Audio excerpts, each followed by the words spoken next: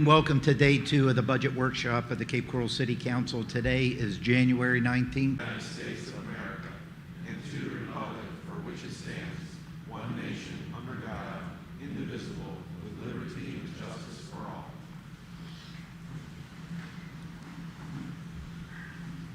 Madam City Clerk, please call the roll.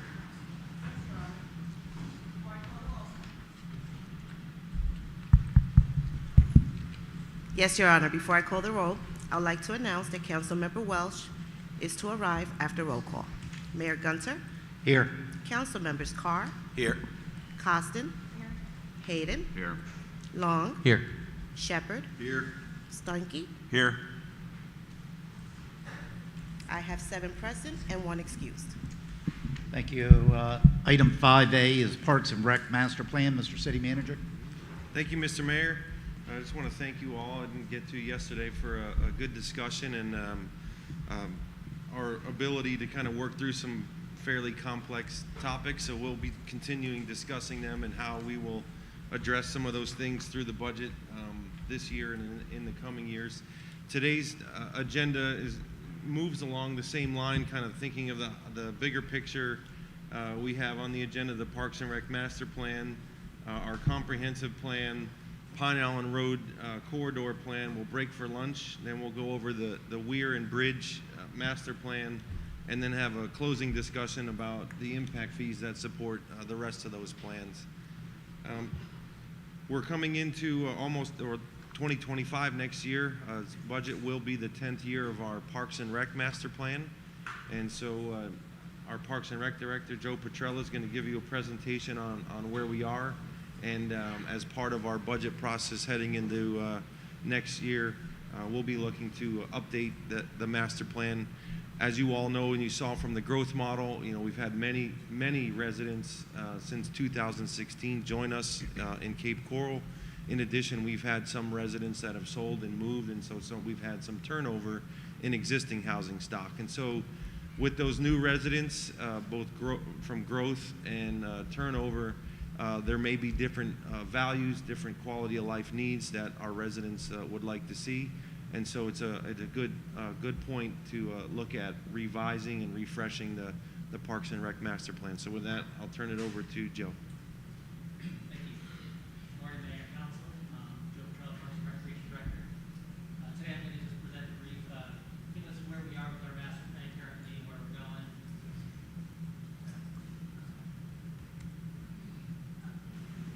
Good to turn it on, right? All right, good morning, Mayor and Council. Joe Petrella, Parks and Recreation Director. Today I'm going to go over our master plan and what we've accomplished over the last 10 years. Well, 9 right now, going on our 10th, and where we plan on going in the future. So I just want to cover briefly some of the benefits of Parks and Recreation master plans. First of all, they establish a long-range vision, and as the city grows, that vision needs to continually be updated. It prioritizes our capital improvement plans. It fills in gaps in redundancy, so we reduce redundancy throughout the system so we don't see the same things over and over, especially in our programming. It builds community support, all that community engagement that we get when we're out there speaking to the public, and then we start showing how we've accomplished those goals. You start getting that support from the community, which is huge for us as a department. Big one for us also is identifying potential private and public partnership opportunities within the community. As we continue to develop these parks and build our infrastructure, we got to find alternative funding sources and not just rely always on the general fund or our capital improvements program. Recommends opportunities for future developments, set strategy for amenity life cycles and replacements, and aligns investments with the current needs of the community as a whole. It's just important to note that maintaining an up-to-date plan, usually every 10 years, is very important. It's an industry standard throughout the nation, and it helps us ensure the plan will continue to align with goals and objectives of the organization as demographics change within the community. And we all know demographics are rapidly changing here in Cape Coral. So just to go over what the top 10 facility and program needs for the 2016 master plan. And if we look at the facility needs, number one's been the beach, small neighborhood parks, nature parks, indoor fitness, and we have a list of them there. Those are, and large community parks are the first 5 for facility needs. And from a programming perspective, special events, adult fitness and wellness programs, adult programs age 50 plus, adult continuing education, and nature and environmental education were the top 5 there. As we go through this presentation, we'll see that we've hit a lot of these needs over the last 10 years, which is, to me, very exciting in regards to that, because I've been in several communities that have done master plans, and the community puts it on a shelf and they don't follow it and go through and start building those, building on the recommendations from the community, previous city councils, current city councils, city managers, and also the department's efforts to move the department forward. So I find this very encouraging as we continue to plug away at some of the things and grow as a community. So one of the biggest things that I think, recently we opened up Joe Coviello Park, and we will be opening Yellow Fever Creek soon in the spring of 2024. As you can see, we've met several needs that were laid out within the master plan, which is number 3, nature parks, building nature parks, large community parks, trails, and fishing areas. There'll be a fishing spot over at Yellow Fever Creek, and programming, adult fitness and wellness, and nature and environmental education with our education center there. 4 parks recently opened in 2023, Del Prado Linear, Gator Trails Park, Cultural Park, and Sands Park. All those have been provided great opportunities for recreation within the community. If you go to any of these parks any given day, there's people in there playing basketball, pickleball, whatever it is. But it really it helps us build our infrastructure with small neighborhood parks, large community parks, and our trail system, which is definitely our top 5, within the top 5 of what was established back in the 2016 master plan. Lake Kennedy Racket Center is set to be open sometime here in spring 2024. It looks like they're getting ready to pave out there, but it's raining, so they're having a hard time kind of getting those crews out there. But this is going to be a huge game changer for us here in Cape Coral. We've got a lot of things planned. We're ready. We've gone through trying to figure out our management company selection, so we're working on that currently. But this is going to accomplish 3 more needs for us on a programming side of things, and that's adult fitness and wellness, adult programs for 50 years and older, and adult sports programs. They'll also accomplish a lot of other things in the future, which I think we'll cover in a little bit when I talk about the demographics changing within the community. Number 1 program need was special events within our program side of things, and we've added 6 new events within the last few years. Recently we had the New Year's Eve ball drop, which was actually a really great event. I attended it, had fun down there. People were having a good time, and it was definitely well received by the community. The Reindeer Run was a growing program that we're continuing to grow. Music and Arts Fusion Walk, Culture Fest, Trunk or Treat, holiday tree lighting, which if you've been out there on either of those, trunk or treat and holiday tree lighting, there's barely any walking room, so that's exciting as we continue to grow. I'm not going to go every one of these, but we've improved on our park system based on some of the recommendations throughout. We've added new pavilions, shade structures, playgrounds, walking pads, new field lighting, plethora of things that we've done in multiple different parks throughout the community. We still have a long way to go. We're still working on this list, adding things with Project Sparkle, and working on continuing to build on improving our park infrastructure and ensuring the life cycle and long-term success of the system that we currently have. You know, this really was something I thought was amazing. The plan had a plethora of recommendations laid out in it, and in this plan, we accomplished 23 different recommendations, and we've implemented them. This is huge to me, and this brings a lot of, to me, it shows a commitment to Parks and Recreation within the community, that we're putting the plan out there and we're willing to engage the community and put investments back into the system. Designing construction and permit of new neighborhood parks, we've done that. Acquired land for new large community parks. Developed master plans for neighborhood and community parks. Design, permit, and construct improvements at Yellow Fever Creek Park. Prepare management plans for natural parks, which we're currently working on. Burring Owl Wildlife Habitat Education, which we're also working on currently, and that will be part of our program up at Yellow Fever Creek as well. Develop a master plan for expansion renovation of the Yacht Club, and we're working on that currently.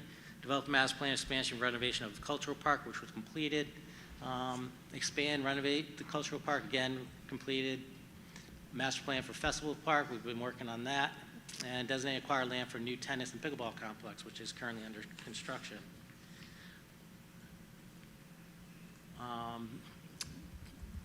Again, the pickleball complex, number 20, master plan for that. Design, permit, and construct the complex. We're currently in progress.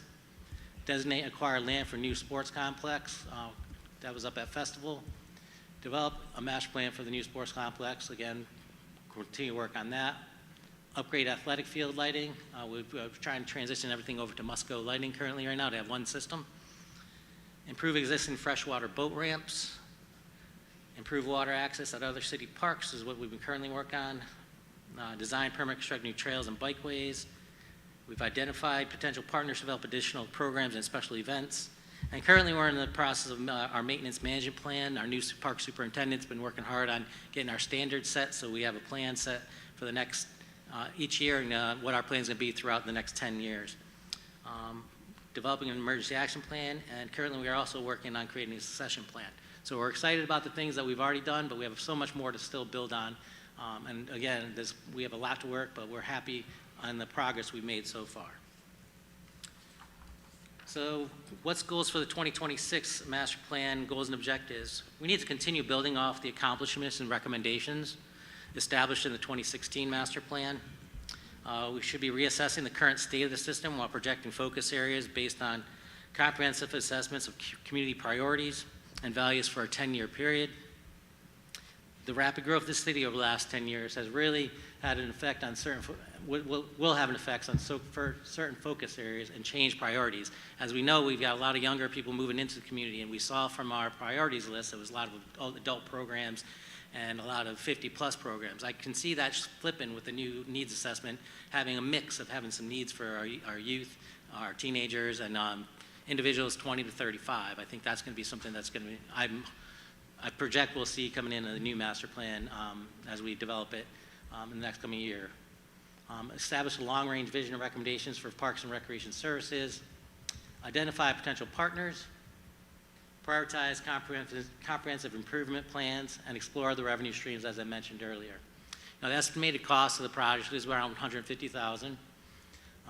It should be about a 12-month to 14-month time period to go through the project, and we'll be setting up steering committees and things of that nature to make sure the project is well received in the community and engaging the entire community to ensure that we see success again and build off what we did in 2016. And that's it.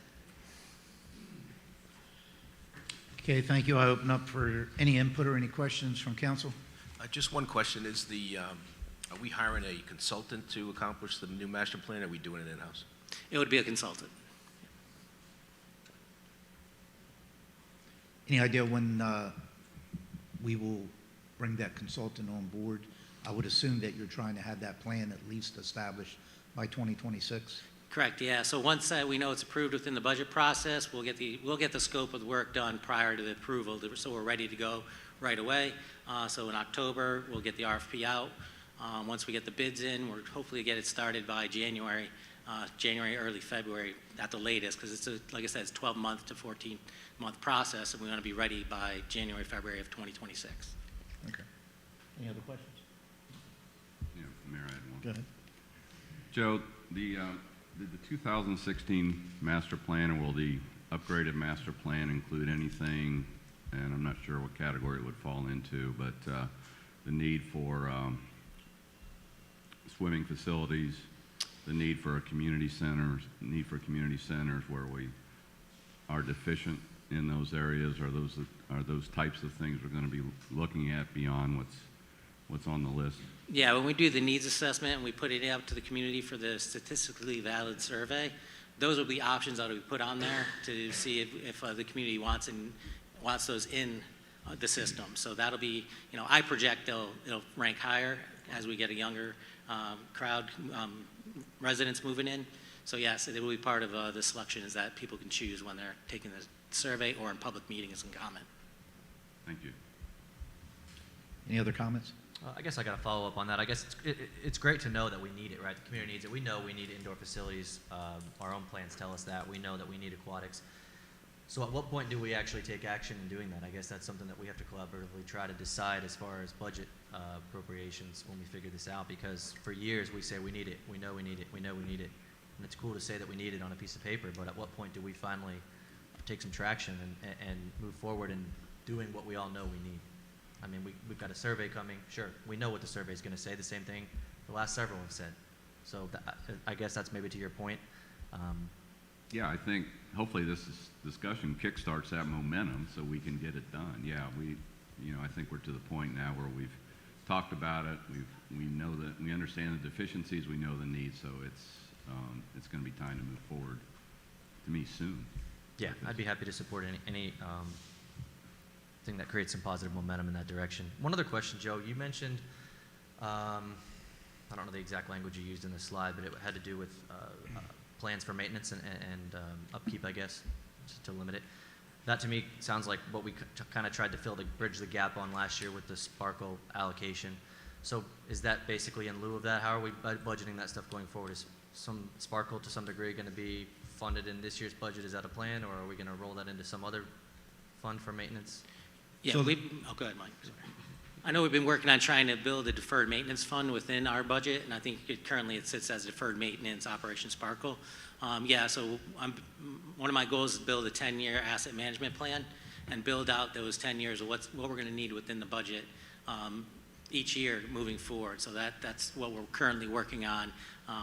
Steve, our park superintendent, and his crew are out there constantly assessing what's going on out there. So yes, it is part of our plan. Okay. And then in this year's budget, 24, we allocated over $1 million, I think, right? 1.5, if I remember correctly. There's several million in there for parks maintenance.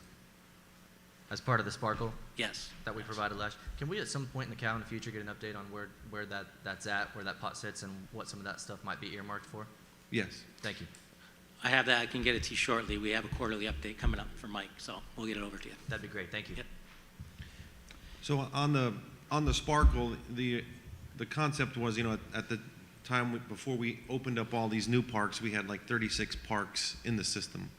And so the idea was if we can go through there and do a comprehensive assessment of site conditions, facility conditions, programming conditions, furniture, fixture, equipment, and get all that put down, then what we would do is basically sweep through like 3 parks a year.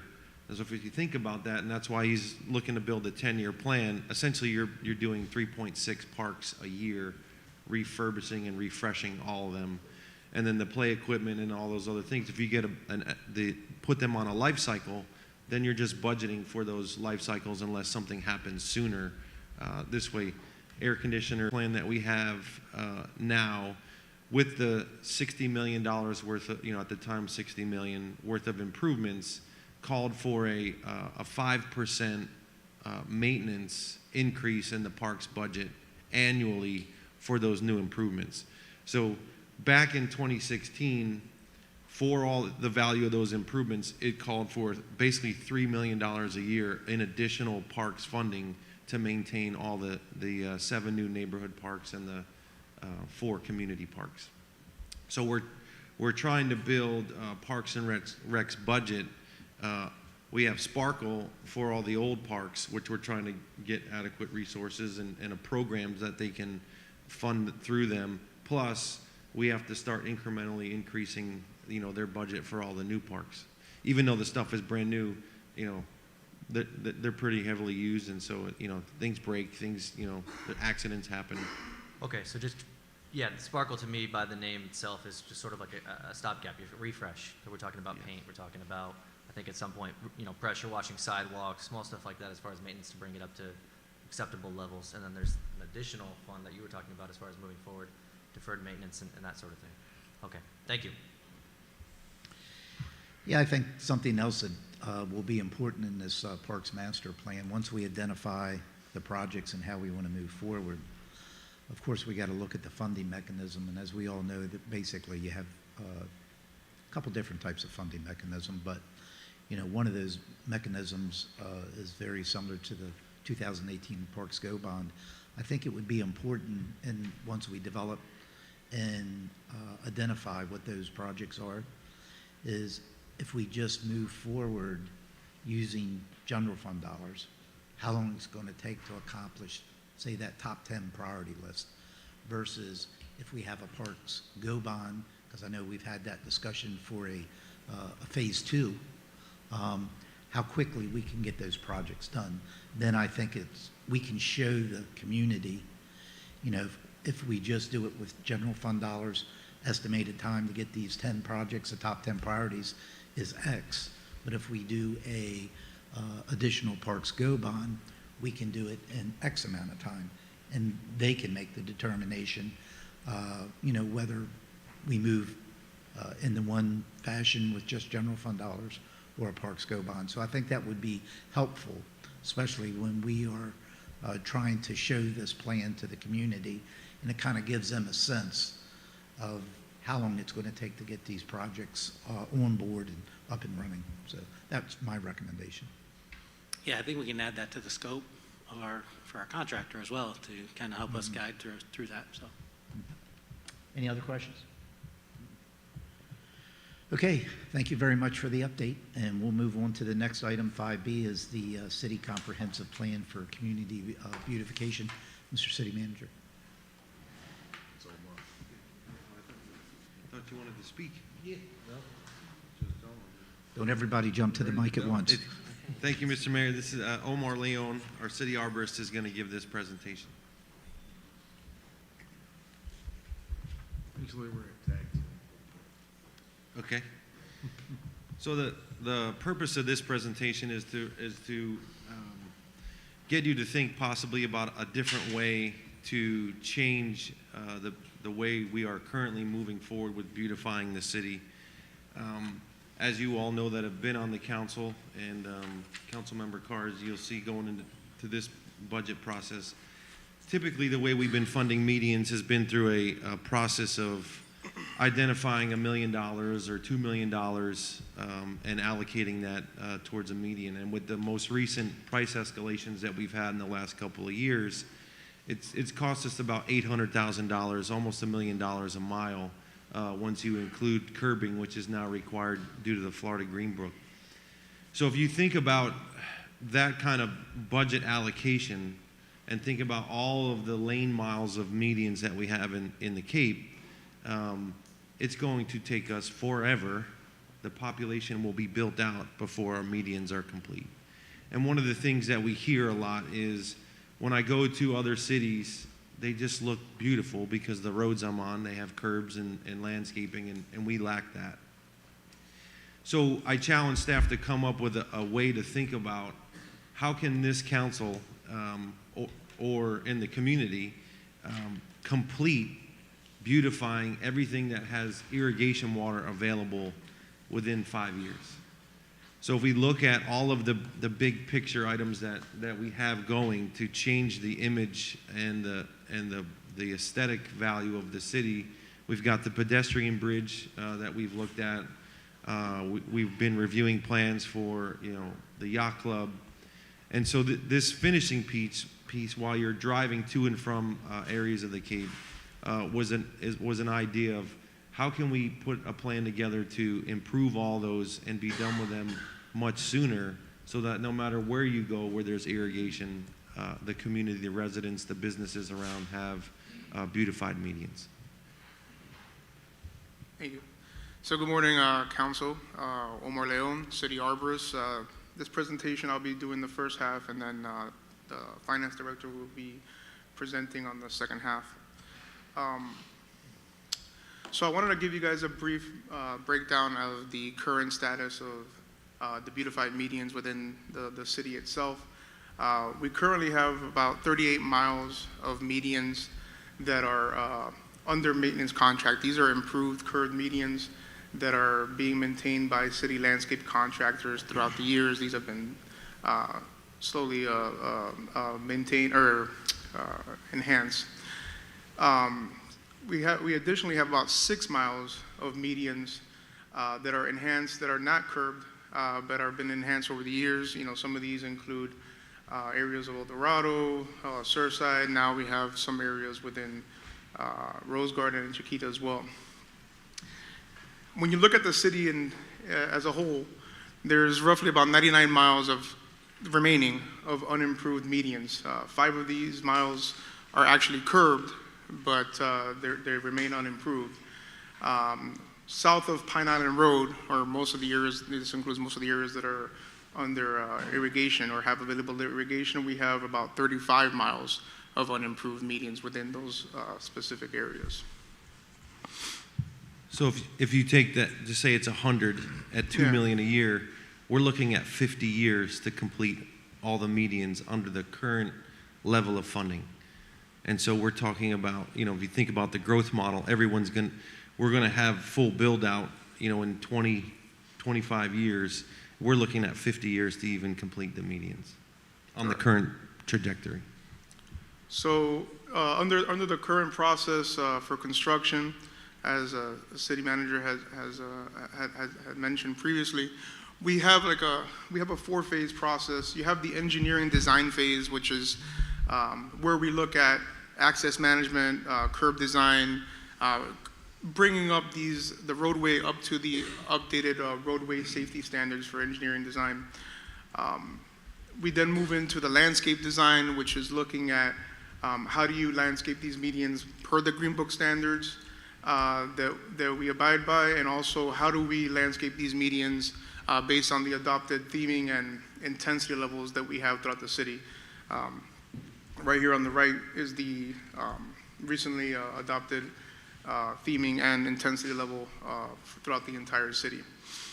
We then move into median construction, which will be, constructing the medians based on the median engineering designs, and of course landscape installation based on the landscape design. A summary of expenses per mile. This is, moving forward based on current pricing. As you can see here, it's roughly costing, or estimated to cost around $1.5 million per mile when you take into account the engineering design, the curbing, and the median construction, along with the landscape construction itself or landscape installation. So what's factoring in, the expenses itself? A number of things are factors to these expenses and what, varies in expenses per mile. And we've talked about these sometimes in other meetings, but, we have the project length itself. So, it's all scale and volume. The larger the project or the longer the project, design cost tends to go a little bit lower. Varying cost of material like cement and even plant material, as we're all aware, depending on the supply and demand, it can fluctuate greatly during varying times of the year or during varying times of depending on hurricanes and other natural disasters that are hitting Florida itself.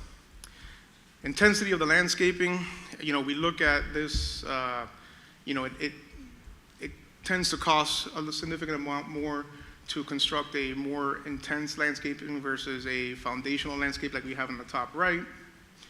And also the varying ratio of landscape material. Landscape design is going to dictate the cost of the landscaping. So depending on the material you choose, you can have material that's a lot more expensive.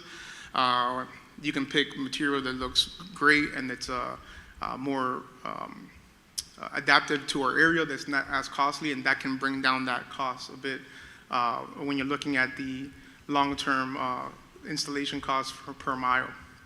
And also we have to look at ongoing maintenance and the cost of the maintenance depending on the intensity level of the landscaping. So looking at the maintenance cost itself, right now with the 44 miles that are currently under contract, we're looking at about $1.6 million yearly. Every additional mile that we add is roughly costing between $35,000 to $40,000 per year to maintain. This is based off of the current landscape maintenance contracts and the level of service on these contracts. So with that being said, adding additionally, looking at the whole city as a whole, you're looking at about $5 to $6 million once the entire city is under a landscape maintenance contract for the enhanced medians. We also have refurbishment funds that are budgeted in on a yearly basis. Right now, we're currently at around $550,000 for the 44 miles. Looking at projected costs into the future, you're roughly looking about $2 million with the current projections. And then I'll hand it off to Mark Mason.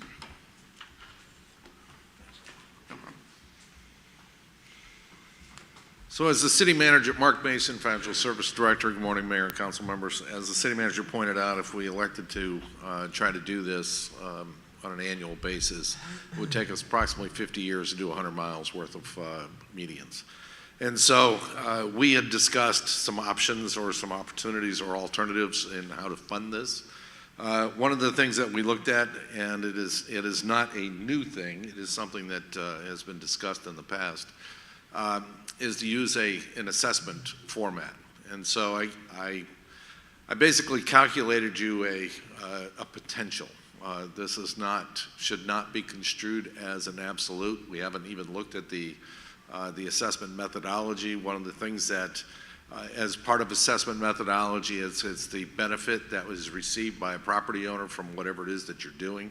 And so, if you're looking at a median on a 4-lane roadway, the further away you get from the roadway, the lesser the benefit usually is achieved by a property that is not abutting the actual improvement, but it will be a little bit further away. And so this is a very basic calculation to kind of give you an idea of what the potential would be if we were to do an assessment just specifically south of Pine Island Road. And the reason why it's south of Pine Island Road is because north of Pine Island Road, we're going to be doing a lot of UEP work in the future. And as we do the UEP, we would actually look to do many of the medians improvements during the UEP process. It is not something we ever did when we did the water and sewer UEP south of Pine Island Road, but it is certainly something that can be evaluated doing it north of Pine Island Road. As a matter of fact, I think in North 1 West, we're looking at doing some of the curbing along the medians as we go in and rebuild the roads on the 4-lane roads. So in this particular case, we would be looking at the total miles of unimproved medians south of Pine Island Road, about 35 miles. Estimated cost based upon the $1.5 million just provided is about $52.5 million. We also have to look at contractor capacity. We actually talked a little bit about that yesterday when we were talking about the UEP and the ability and the availability of underground contractors. In this case, we would be looking at contractor capacity, and in talking with Omar, he believes that we would have about 4 miles of capacity within the system for contractors to come in here and do the work on an annual basis. So in looking at that, it would take us approximately 11 years, or I mean, sorry, not 11 years, but at 4 miles a year over about 9 years, we'd be able to get all of these done. And, that would be about $6 million a year. On an assessment basis, if every parcel were to receive the same level of benefit, then it would be about $90. And again, this is an estimate only. We haven't done the analysis. We haven't done we haven't looked at or prepared the work on the methodology for the assessments. And again, in talking about north of Pine Island Road, we're talking about the UEP areas. We're talking about improvements that are available to do. And if we elected to do an assessment south of Pine Island Road, we would look at similar type of assessment methodology north of Pine Island Road as well.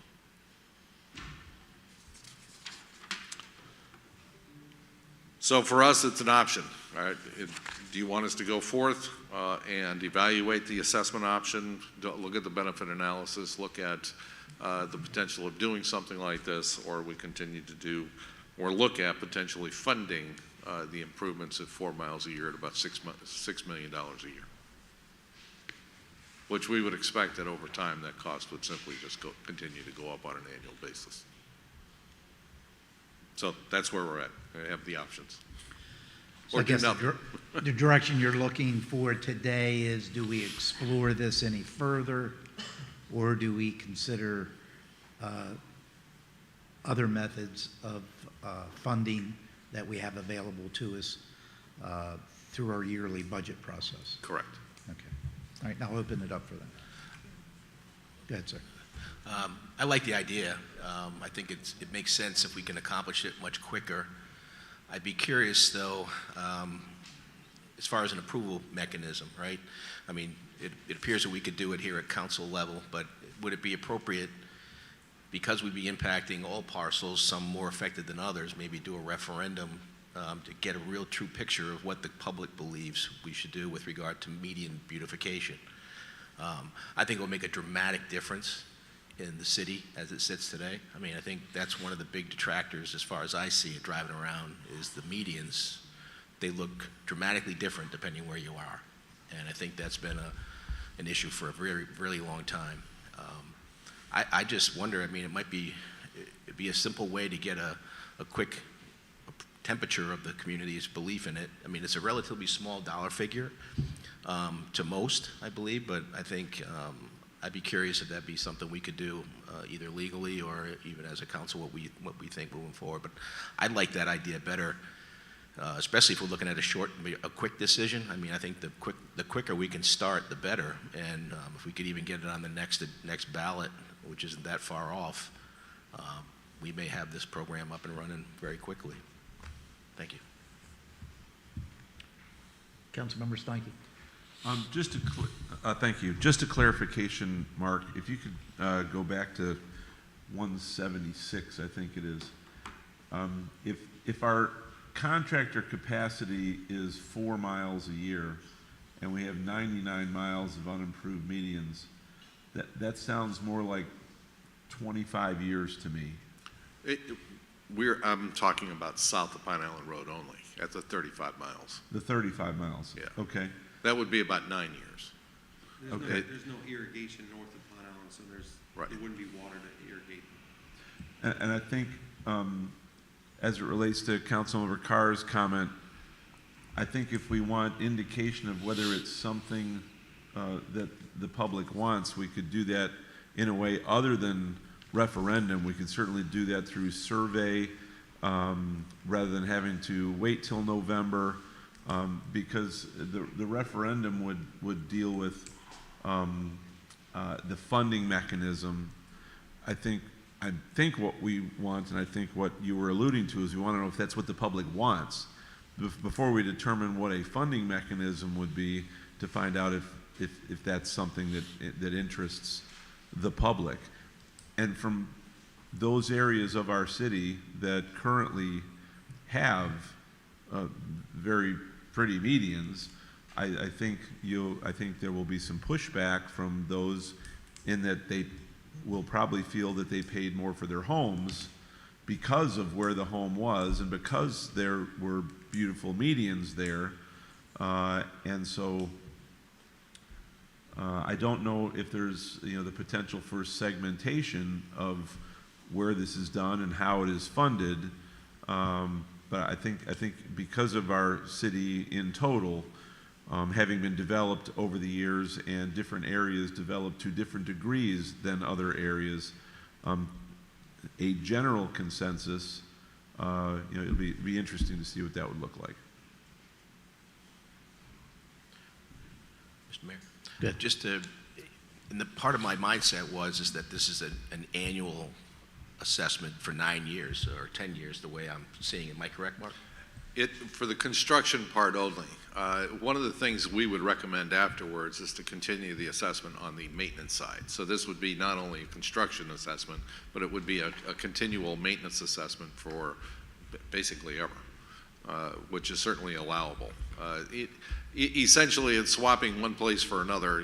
Either it's coming out of the general fund in order to maintain it, or it's coming out of the folks that are benefiting from it to maintain it. And again, that's part of the reason I think the referendum is appropriate, only because of the long-term nature of the assessment needs. And it also ensures that future councils, they're bound by it. In other words, the referendum has already been had, the public has agreed to the funding source. So even if we all are gone, the funding will still continue in the same manner, and it couldn't be taken away. That was another part of it. I thought, just because of the duration of the assessments for the 10 years, whether it be for construction and or maintenance, that was another part. I was thinking it'd be better just to get that approved, not just the buy-in, so to speak, Because I think that's difficult. I mean, we can take a temperature through survey and whatnot, but a referendum is a very definitive answer, and we could get, I mean, relatively short order if we can get it this year. Anyway, that was my mindset, was the duration of the costs associated with it. Councilmember Shepherd. Yeah, I think it's a great idea, but it needs to be finely tuned. It's going to add tremendous value to the city of seeing all the medians done, but I think we can do it a lot cheaper. I would like to ask the city manager, did he get the numbers on the Sands project that was done? Mr. City Manager. I'm sorry? Did you get the numbers of the Sands project that was done, the stretch that was done on Sands by the donated organization? Yeah, Nonprofit? we track all the medians. But the numbers that we have here are not for the Sands project Yes, but- finished. That's just sod and trees like every 50 feet. The numbers we have priced here are for the Rose Garden and Chiquita level of landscape. Yes. So could we hear what them numbers were for Sands? For just what Yeah, I was don't know. accomplished Omar, do you by- have it by- available? Or? By trees and sod? And curbing. So curbing, trees, sod, Yeah, I mean, irrigation. depending on the level of intensity, which is one of the things that Omar was describing, that you could deliver this a lot cheaper if you just want to go out with a basic level of improvement. Yeah, so I don't have the numbers here with me for the Sands project, but it's like the city manager was referring, and that's what I was referring to in the presentation as well. You know, it's been shown that the foundational landscaping, so the trees and the grass and the irrigation, will cost significantly less, not only for construction but for maintenance long term than what we're seeing in our current projects. You know, the Adopt a Medium program has some cost variables. You know, we have parts that are being done by the applicant, parts that are being done by the city, and that varies depending on project to project. I still think that looking at this in the long term, I think foundational landscaping like what we're seeing in Sands may be a great option long term moving forward in the larger scale. So would you say that they accomplished that at least half the cost of $1 million? I would say that it's actually from, you know, based on our analysis, comparing it to Rose Garden, I want to say it's a little bit cheaper, but not as, you know, long term it's not going to be as, you know, it's not a significant cost savings. What I'm seeing on our end. I mean, you look at cost per linear foot for total construction compared to some of the other projects. Okay. Yeah. I see it differently. What I'm trying to accomplish is to get more done for the amount of money. And I think if we're doing volume now, that we're talking about accomplishing more, there are ways to purchase futures in the product that's needed at farms to pre-buy or commit. You save a tremendous amount of money that way. Also, the design cost that we saw of I think it was $70,000 a mile. If we bring in an in-house architect for that, that eliminates cost as well. And it also, the design on Sands, I'm very happy with that. It's not high density, but it did change that neighborhood dramatically in appearance. And I think that's what we're trying to do in the city. I would think that would be very acceptable, and that would probably more than double the miles that we can accomplish for the money that we're talking about. So I think I'm interested in moving forward, but I think we can sharpen our pencil a lot and come up with ideas to get costs down on product and on design. Thank you.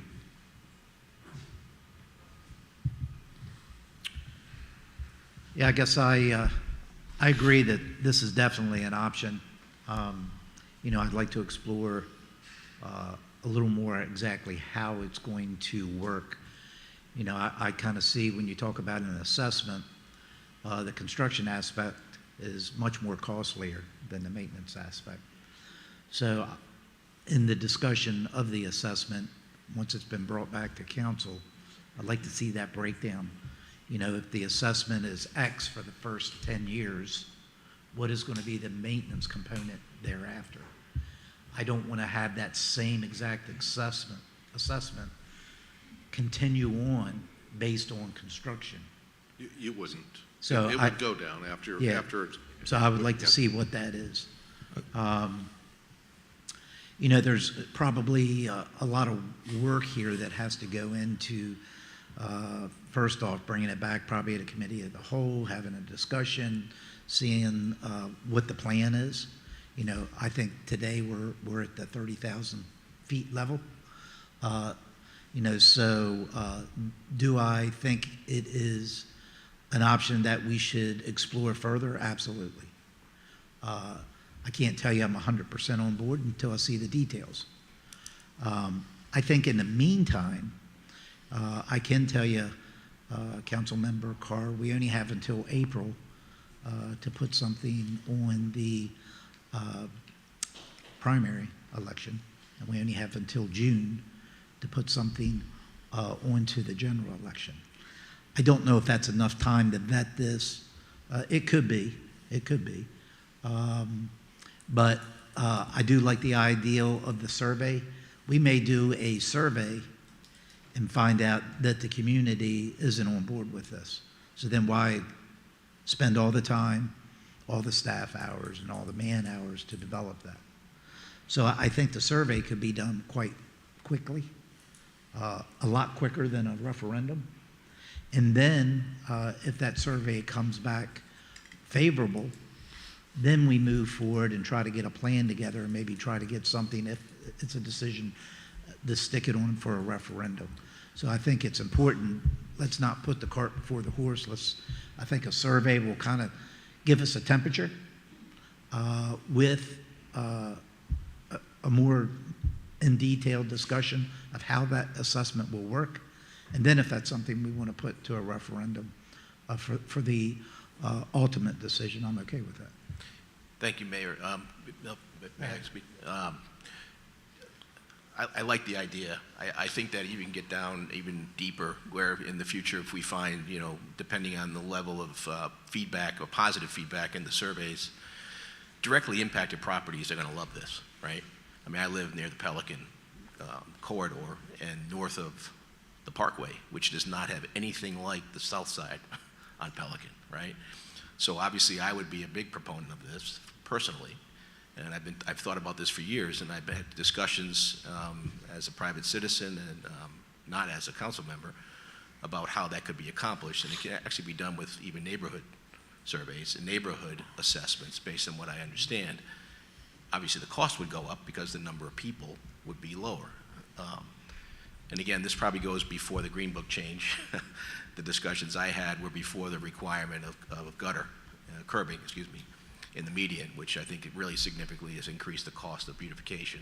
But I think makes a lot of sense, but not necessarily just from a safety standpoint, but even aesthetically, it looks way different when you look at these medians. And for maintenance, they hold up longer, water's retained, people aren't driving over them, and other things. But anyway, I agree. 30,000 foot level, as you described, I'm on board with it. I just think if we get to the point where 60,000 lots, property owners are going to be assessed, not all directly affected by the beautification other than driving by it, I just thought it would be a good way to at least have a discussion about the potential for a referendum as we go forward. Councilmember Cosner. Thank you, Mayor. So I missed where you said this, but is the whole city going to be assessed under this plan, or just south of Pine Island Road? Now, as a matter of fact, you know, part of it would be you already have some improved medians, so that you wouldn't be including them. But we would include something in there just for the maintenance. I mean, if we're going to look at this, we look at holistically citywide, and then we bring it down, because we're not going to be doing an assessment north of Pine Island Road today due to the UEPs. We'd be just talking about south of Pine Island Road today. And it's based on proximity, so like one person in one part of South Cape might be assessed a certain amount, it might be different for someone else? I would expect when we sit down with our assessment attorney and folks that do assessment methodologies, that we would see that the greatest benefit is the folks that live on the median, and then there's a diminishing benefit the further away you are from the median. And so we would go into the city and figure out exactly where folks are at and then make that determination. That's what I interesting. expect will happen. Okay, that would make for an interesting public opinion process, because it would be hard for anyone to know definitely what their assessment would look like until we Yes. actually do those calculations. So just keep that in mind as we talk about a referendum or, interest survey. Yeah, I'd be interested in evaluating this program, but I do have some concerns. Okay. Thank you. Yeah, I think for me, one thing that we may want to consider, because one of the components of moving forward with any beautification, if there's irrigation water available to that area. And we already have a geographic map of the UEPs throughout the city. And that may be an avenue to utilize that particular map for the assessments. And the reason that I say that is because even if you talk about assessments north of Pine Island Road, as of today, we all know there's only certain locations north of Pine Island Road that have irrigation water available. So I think it would be important when we're doing these assessments to take that in consideration. And an easy way to do that is use the geographic map of the UEP areas, because we know which areas have water and which do not. So when you look at, say, north of Pine Island, if you recall yesterday, but there were several UEP areas just north of Pine Island Road. So if we apply the assessments, if we decide to go in that direction, utilizing that map, we already know who has irrigation water available and who does not. And only the residents that are in that area would be assessed, whatever the assessment number is that we decide. And the residents that are living outside of that UEP area that do not have irrigation water available to them, then they wouldn't be assessed. So I think that may be something that we consider, how this project actually mushrooms out. Right. And that way we just, we don't do a blanket south of Pine Island Road and a blanket north of Pine Island Road. So that would be something, and I think we're maybe getting too far into the weeds today, but that's maybe just a discussion that I'll probably bring up at a later time to make sure it's equally applied to the residents that have the availability of the irrigation water to them. Councilmember Steinke. Thank you, Mayor. Certainly being able to segment the assessment based on the neighborhoods affected would be similar to UEP. But in UEP, every single property, every single resident within that UEP gets equal benefit from the water and sewer and the irrigation, whereas it's just been stated that the further from the median you are, the less value you get in that. So I think we should be careful to compare it to that because of the diminished value to residents that are further away from that street that has the median. And so it's a kind of a slippery slope, and it's a tedious decision. It's not an easy decision to make when trying to represent all of the citizens around this project. Councilmember Long. Thank you, Mayor. Yeah, I actually think, based on what I'm hearing, it might be an unpopular opinion, but we're getting way into the weeds on a lot of this. I mean, we talk about median beautification, and it's not something that I've been a particular proponent of over the last few years, but we're continuing to talk about increasing the dollar amounts that we spend on that. When we've got roads that we need to take care of, we've got resurfacing projects that we're putting on the back burner. I would much rather be having a discussion here about how we can put our money towards the foundation of our roads first before we talk about one or two medians that are going to be the recipient of a couple $1 million and only affect a specific neighborhood. To me, it's a classic example of the cart before the horse. I understand that we're talking about assessment in specific areas, and so that might alleviate some of the other parts that were talked about. But to me, if we're throwing millions and getting one or two or a couple miles of beautification and medians, when we could in reality get several miles of roads resurfaced that are in desperate need of it. I mean, just this morning you've got residents online complaining about potholes and blowing tires and bending rims, and a lot of that coincidentally is north of Pine Island, where again conveniently we're not talking about as part of this project here. So sure, we can say, oh yeah, we've got the UEP and we don't have irrigation. Well, then again, we're getting the short end of the stick in the north when we don't even have roads that in reality are surfaced smoothly and correctly, and now we're continuing to throw money south to put medians in particular areas when we should be throwing millions and millions in fixing the roads that we've got. So that's where I would prefer to spend the money. For that reason, I'm not interested in moving forward in this direction. Thank you. Mayor? Councilmember Shepherd, and then I'll go to you. I agree, and that's why I think we should look at districts. Every district has things that are more important than another district. So my thoughts are, if we ask the citizens south of Pine Island Road to vote that if they supported this program, I already think the answer would be no. What I think would be better would be to ask the citizens per district to vote on a project like this. And I believe that my district would vote yes for this program. And if another district, the citizens have something else that's more important, like Keith's district, where they're more concerned about roads, then they can press for their needs, and money should be put towards their needs. But I believe also that when it comes to the value, I don't believe it's how far away you live from a particular median. I believe that the beautification throughout the city adds value to everyone's real estate, not just if you live in front of the median or you're 2 blocks off of it. I believe it adds value to an entire neighborhood. I've witnessed it already. I mean, we've heard our mayor state, because he's in the business of building homes, that he does a lot better with houses built in certain locations, and it's where there's more beautification. So we have proof that it adds value to an entire area, not just the people that live in front of it. So I would be interested in somehow looking at these ideas and projects per district. Thank you. Mayor? Go ahead. Thank you. On Councilmember Long's note, I would love to see something like this, but for sidewalks. A sidewalk assessment would be great. I think that's more important to me personally than the beautification aspect.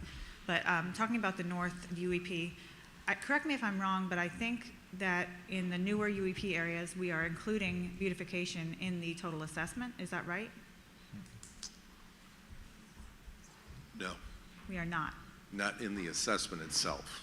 The assessment is only for water, sewer, and irrigation lines underground. As far as coming in, like as an example on Diplomat in North 1 West, we'll come in and do curbing as part of the rebuild of the road. So that's some of the cost then, curbing, Yes. right? Okay. All right. Thank you. Councilmember Long? Yeah, just to kind of touch on Councilmember Shepherd's point with districts, I don't know that that's equitable either, because you think about, well, we prioritize what we need.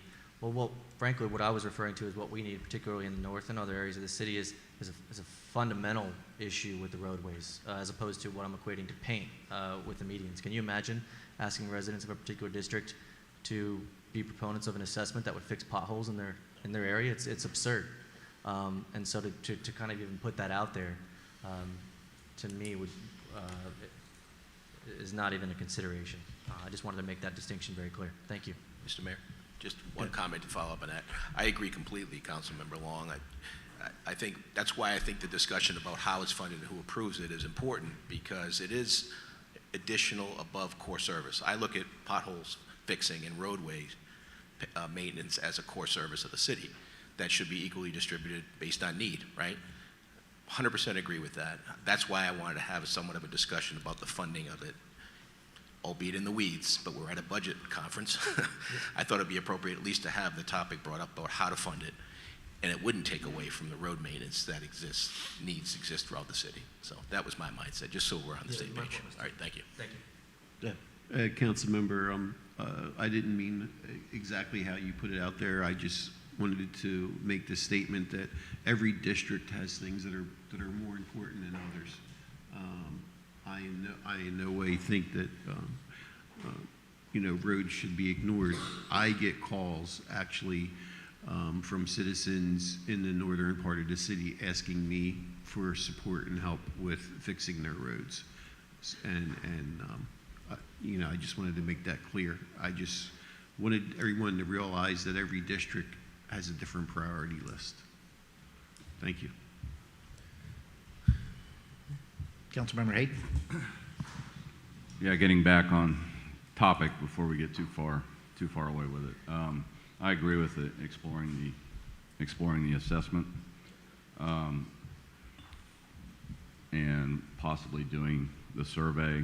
And just a quick comment on any referendum that goes before the voter lives or dies based on the publicity that it receives ahead of time.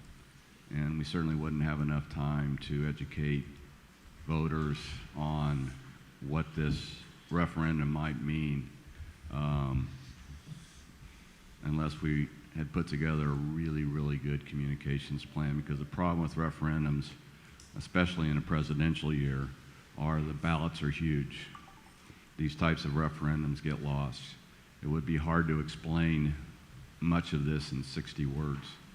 So the reason why the GO bond and the school district sales tax succeeded several years ago is because we had great informational campaigns set up, especially for the GO bond. So I think initially exploring the assessment and how it might work, how it might be structured, and possibly surveying certain areas for me is certainly the way to go. And I think a referendum is way down the road, and obviously there'll be further discussions on paving programs and resurfacing as we move forward. But staying on point, I have no problem with exploring this. Thanks. Any other discussion? Mr. City Manager?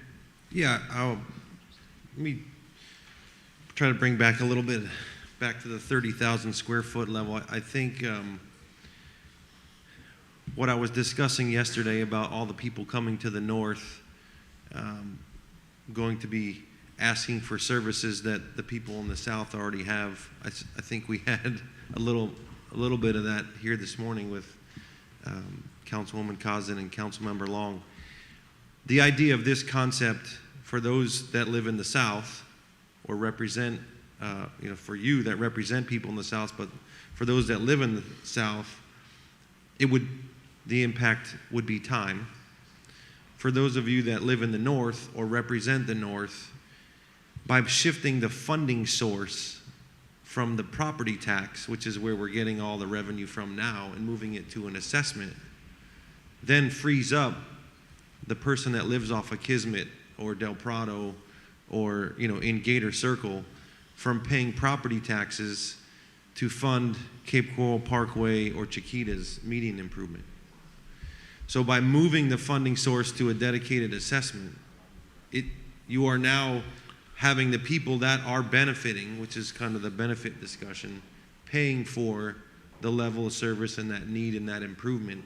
And you're freeing up the revenue from those who are not anywhere even near that, may never even see Rose Garden, to then add more to do more roads, more paving, more sidewalks. So that's kind of the high level concept here.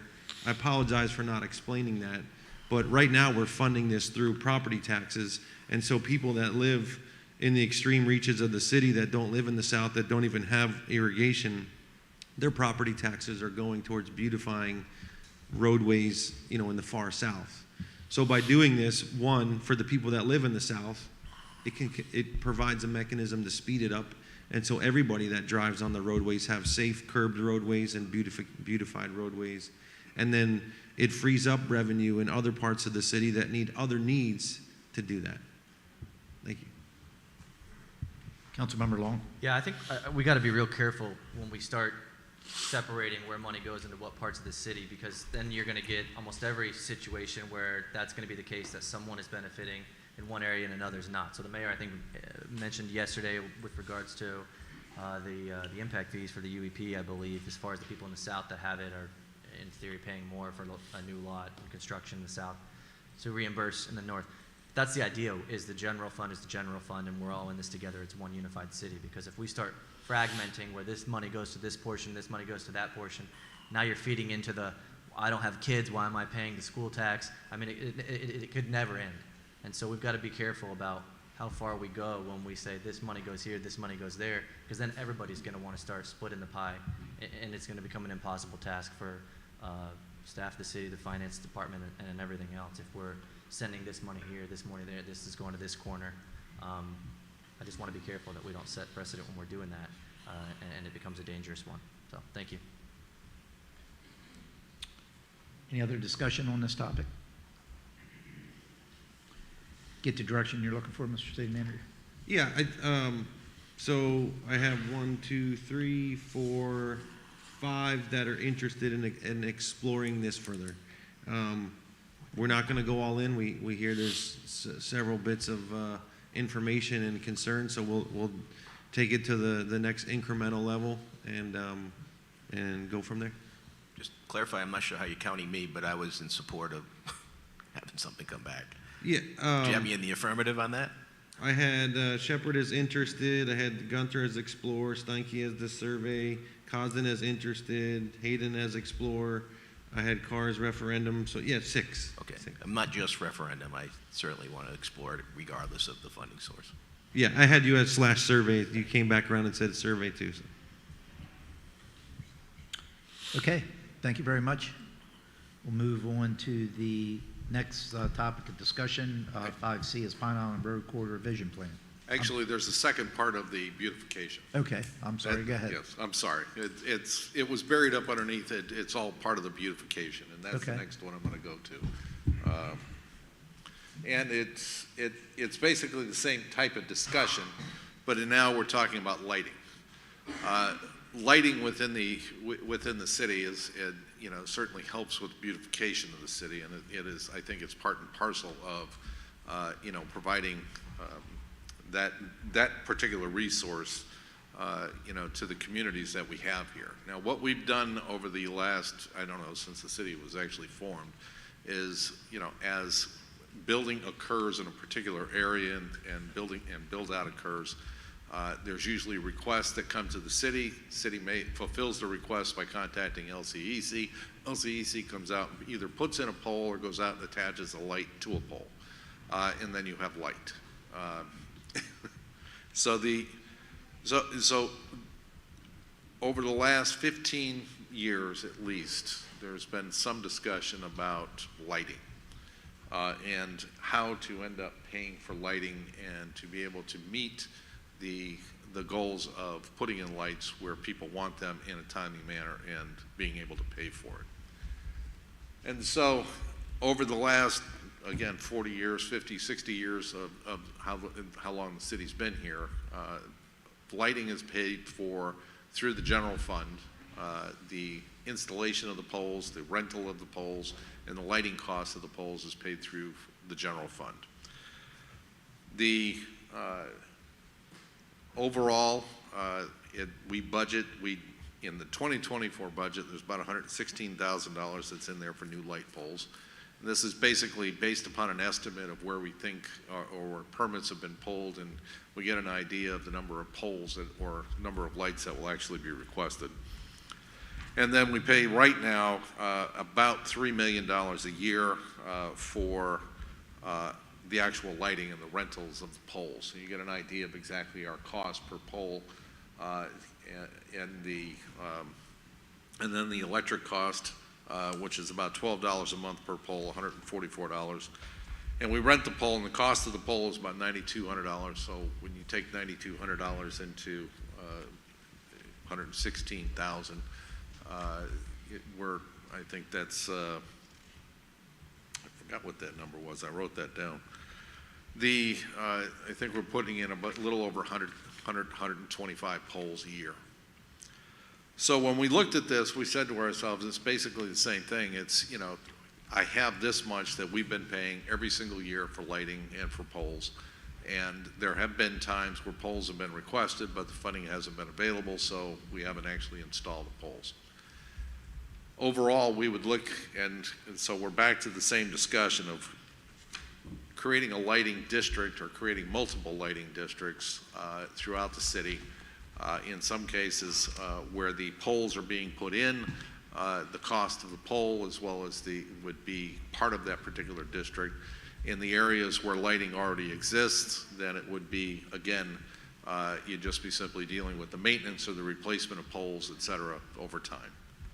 And so we looked at potentially looking at just simply a citywide one, because right now it's already being paid for from the general fund, so we would just be shifting the cost from one place, one funding source to another funding source.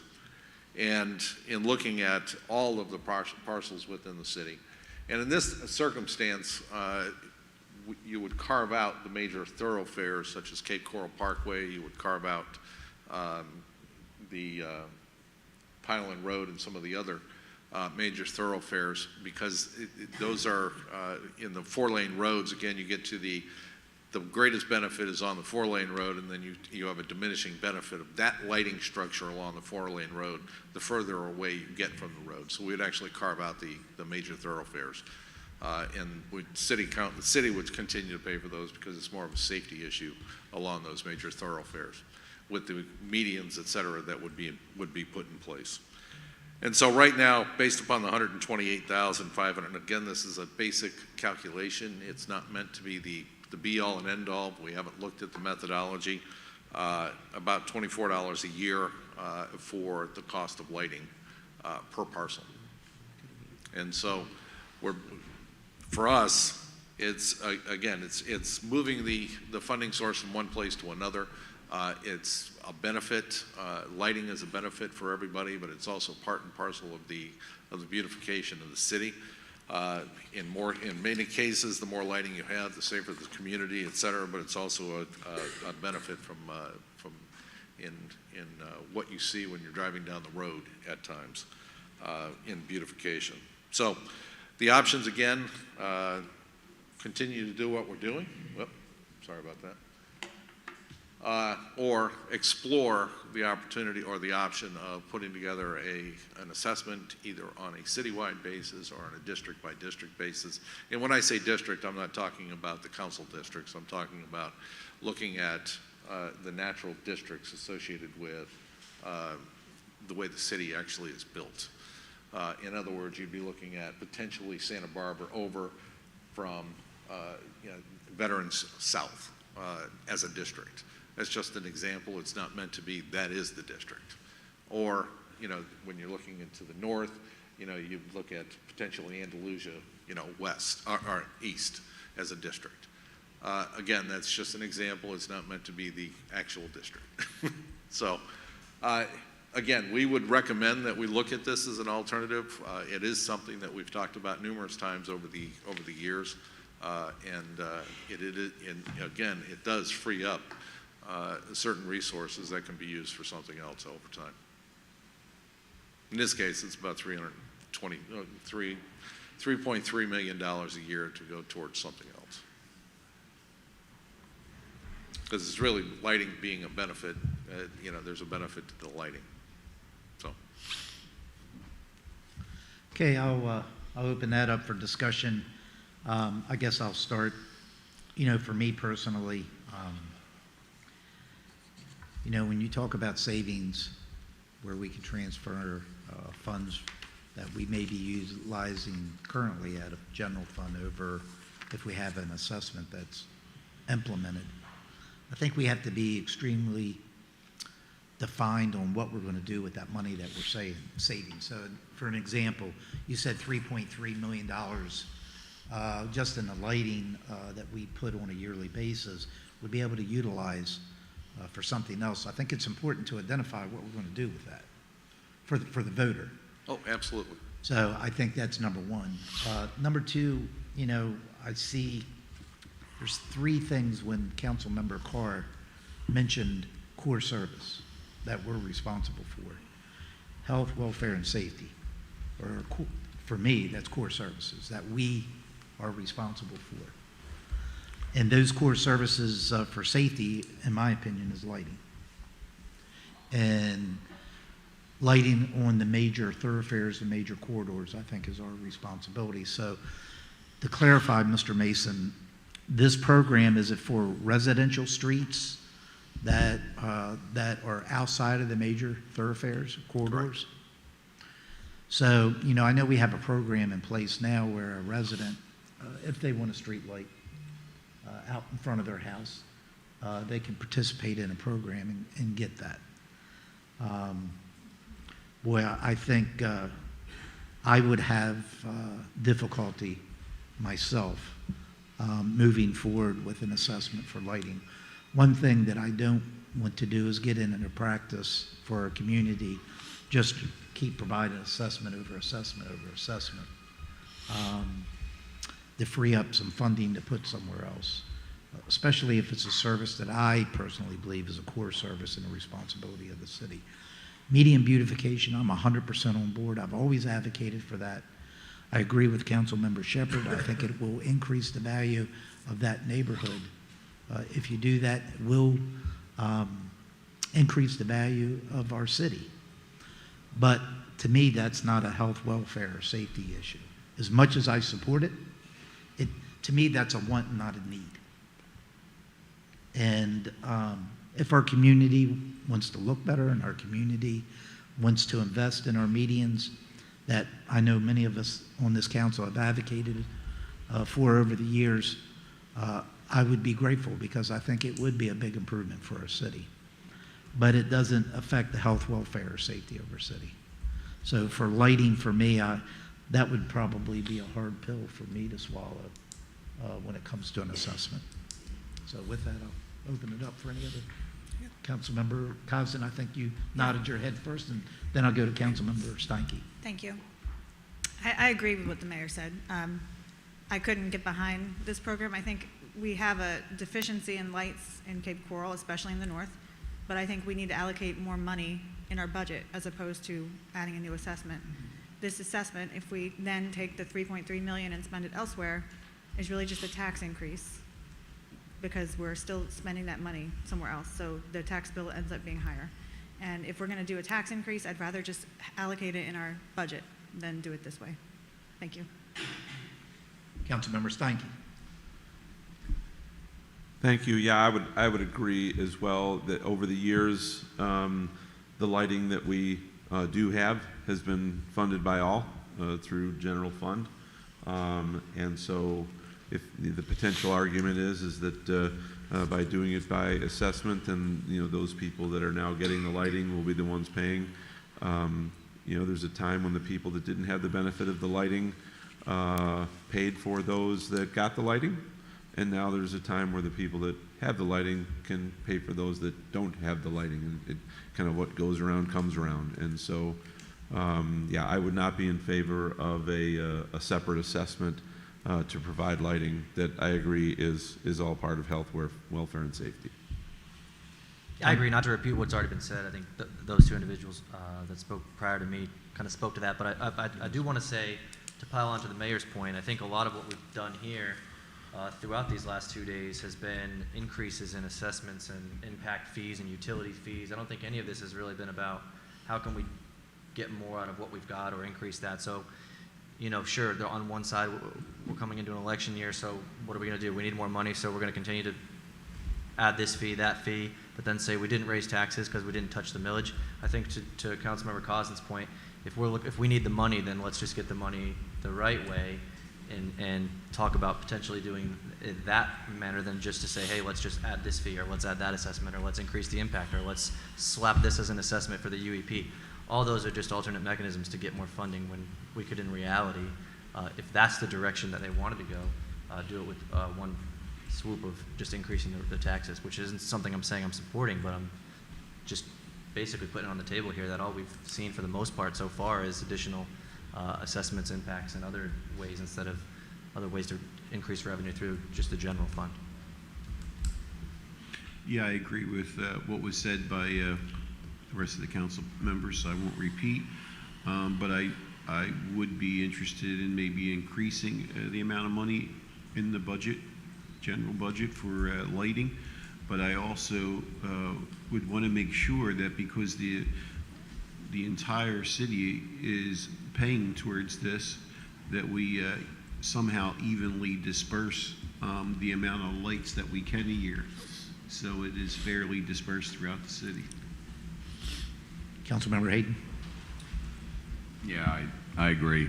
You know, a long, long time ago, when the city was first incorporated, they did have a lighting district in the city because they didn't have the money to pay for the lights then in the budget because it was just a new city and they needed a way to pay for lights, especially in the downtown area. But assessment now doesn't work for me. Thanks. Councilmember Carter? Yeah, I don't like the assessment idea either. I think this is a core service as you described. I can go back when I built the home that I'm in now. There was very few houses on the street when I called about the light. I don't know what the methodology is now, but it was based on proximity to another light. So you don't get a light on every pole, I think, unless you want to pay for it. I didn't pay anything extra for it. It was in my taxes, I guess. I never got a bill. But there were no other lights on my street, effectively. So I think as we grow out and build out north, I'm assuming, I'd like to know, I don't need anything, a presentation, but if something in writing about what is our methodology today about the light distribution, and how do you get a light if you go into a street without a light and so forth, and how it's prioritized. I think it makes sense where the people are is where we put the lights. We don't need lights on vacant streets, right? And I think we still have a few of those up north based on my drive arounds, but I think they should go where the needs are first and then and be funded through the general fund as it is today. Okay. Get the direction you're looking, Mr. City Manager? Yes, we're not going to advance this one. Okay. Thank you. Is that all on this particular topic, Mr. City Manager? That's all, yes. Okay. It's about 10:22. Why don't we take a 10-minute break? We'll come back about 10:35.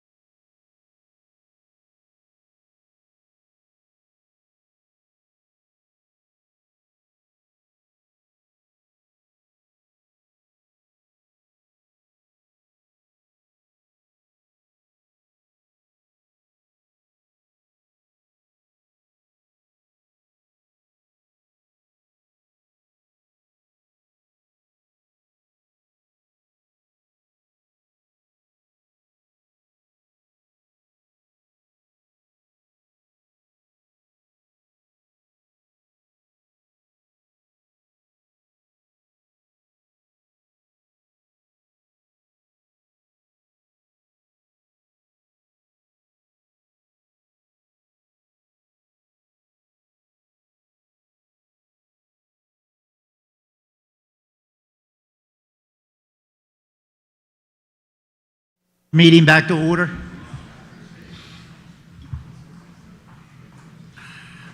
Next item on the agenda is 5C, which is the Pine Island Road Corridor Vision Plan. Mr. City Manager.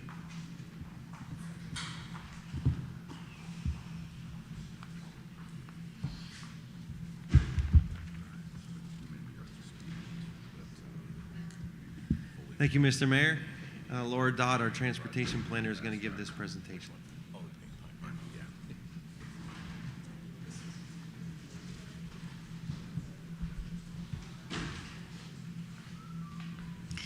Laura Dodd, Public Works Principal Transportation Planner. So what you have before you is the summarization of some of our efforts within the last year to kick off the Pine Island Road Corridor Vision and Action Plan. This plan was a collaborative effort that started in the fall of 2022 with FDOT and the city as partners, and it was recently approved as a vision plan by council on October 18th of 2023.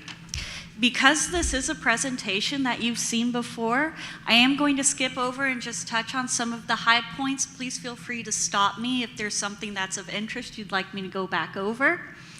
But in essence, the Corridor Vision Plan looked at approximately a 9-mile segment from Burnt Store Road to US 41 of Pine Island, State Road 78. It identified major attractors and chip generators along the corridor as attributes, and then it looked at some of the existing conditions, which would include speed limits, whether there were off-street facilities available, intersection control devices, and street lighting. Two of the most important facets of this study and the existing conditions analysis relied heavily on how is this road acting in a level of service standard. So this graphic really depicts a planning level evaluation based on the level of service where State Road 78 was acting. And that is cause for concern because, as you can see, this road in its current condition is failing or near failing level of service standards within certain segments. And this is also a developing corridor. I know that this is quickly becoming the heart of the city, and new residential is developing and commercial. But more importantly, this is one of our most crucial evacuation routes, not only for our communities, but adjacent communities as well. So when we see numbers like this, it becomes immediately concerning that something needs to happen. And the city has started those steps through this vision plan. The next item is also telling because when it comes to the level of service failures, you generally see an uptick similarly in incidents associated with the safety standards on those roadways. You can see in this graphic that that is strongly corresponding. So this really triggered the collaboration between FDOT and the city to start looking for feasible solutions to reinvent this roadway in a safer and in more compatible way with the city's growth and to relieve the congestion. So we did host several public workshops throughout to provide citizen inputs to get to the final conclusion, and that led to an overall corridor vision. Those key takeaways were primarily safety along the corridor for our current entitlements and the future residents to come, to reduce the congestion, improve multimodal characteristics, transit access, and to enrich the corridor character. So that provided for a menu of strategies. I'm just going to touch on a couple of these. And for the safety, we started to focus primarily on speed management and the reduction of crashes and recessed crossings. Congestion, the primary conclusion that we came to when we started looking at relieving congestion on this roadway was adding a travel lane. By and large, that was hands down one of the strongest supporting characteristics. Multimodal off-street facilities were a strong component to start assessing not only the congestion, but the safety issues in this project. Transit, expanding the transit and equity for users, and the character, which I will get into later. So enhancing safety had several very specific recommendations that came with it. Some of those were setting target speeds, reducing lane widths, increasing signal density, and some landscaping elements.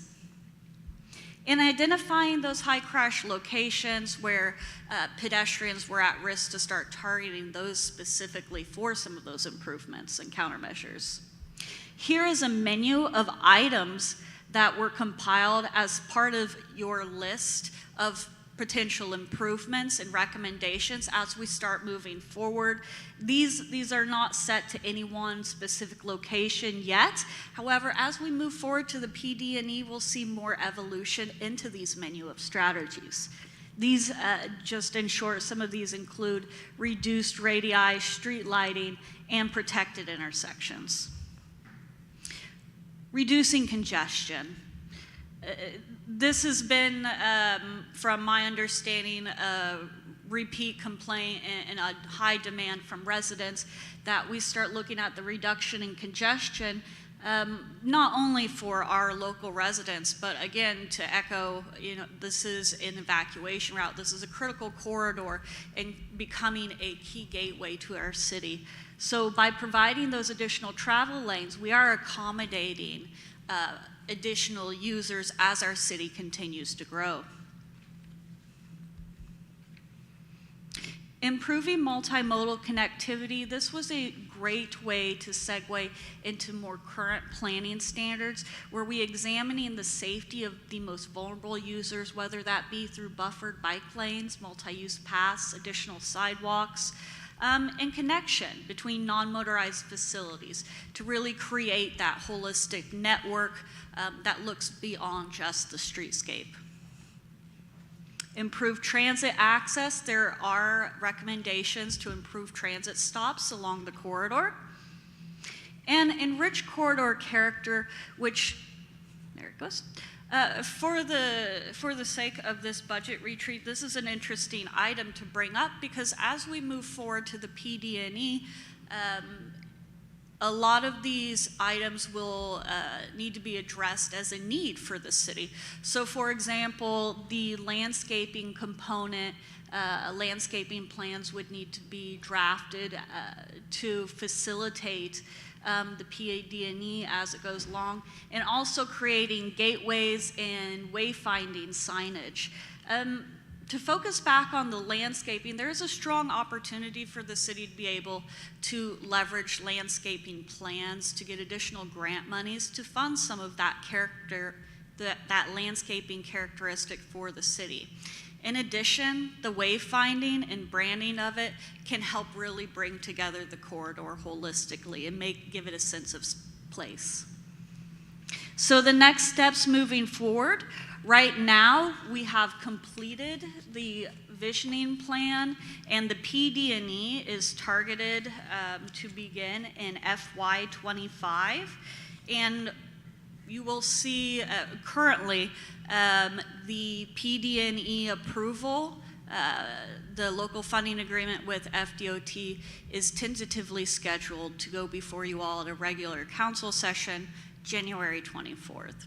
So that is a brief update on where we are at with this project, and I would be happy to answer any questions. Thank you for the update. Any questions by council or comments? Councilmember Steinke.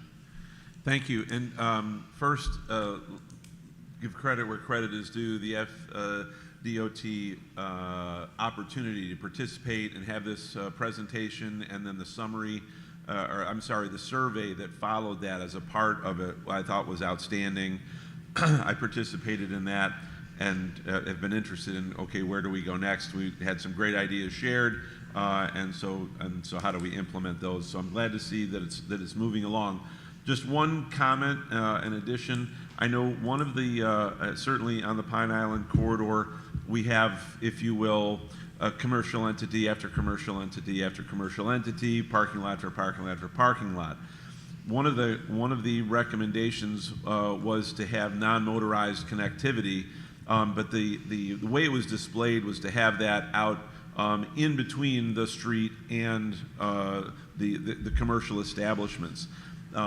I would like to suggest, included in the conversation, that non-motorized connectivity would actually happen parking lot to parking lot, where the individual would not have to walk all the way out to the street, down a sidewalk that is very close to the street, and then make their way back to where the actual establishments are in the next.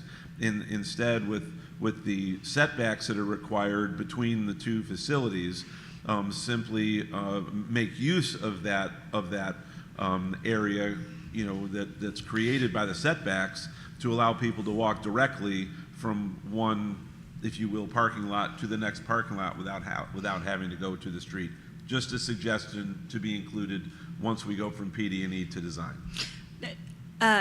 If I'm understanding you correctly, I believe you're referencing some cross-access easements that are primarily focused upon pedestrian activity on the private parcels. That's something that I can discuss with the Development Services Department and get back to you on. Thank you. Any other comments or questions? I know we've seen this update many times, probably more for the public view here today, but any other comments or questions? Thank you very much for the update. Thank you. Okay, we will move on to item 5D, the Bridge Rehabilitation Master Plan and Weir update. Mr. City Manager. Thank you, Mr. Mayor. We're going to have Interim Capital Improvement Director Dave Heide give this presentation.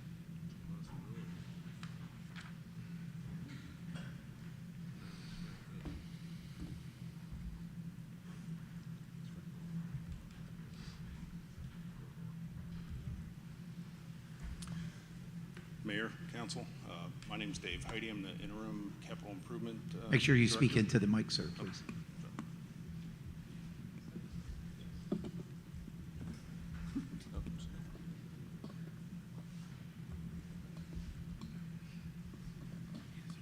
There we go. Again, Dave Heide, Interim Capital Improvement Director.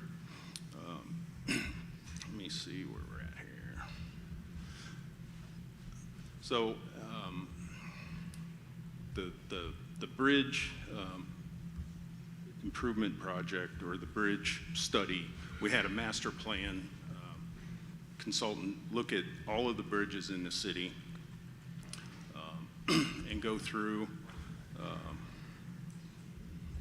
and evaluate all of the crossings, all the bridges. We had, we have 141 bridges with 123 different locations.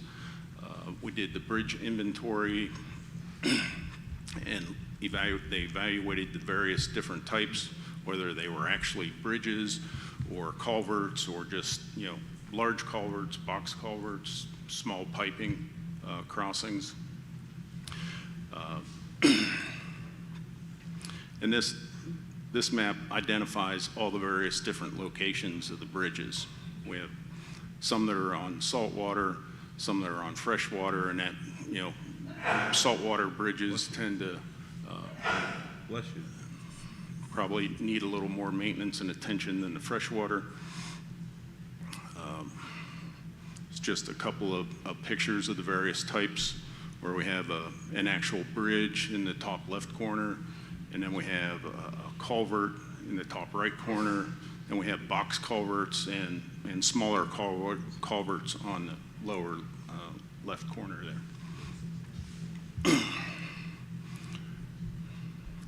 The bridges, are owned and maintained by Public Works, maintained by the Public Works Department. We do inspections every 2 years just to make sure that, we don't have any major issues going on with those. FDOT also inspects some of the bridges, the larger ones.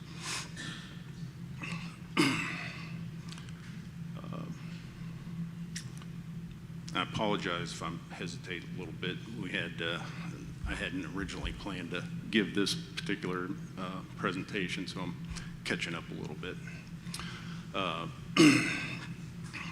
So we had Volkert was the company that did the evaluation of the bridges. So we have certain bridges that we've already done some maintenance on.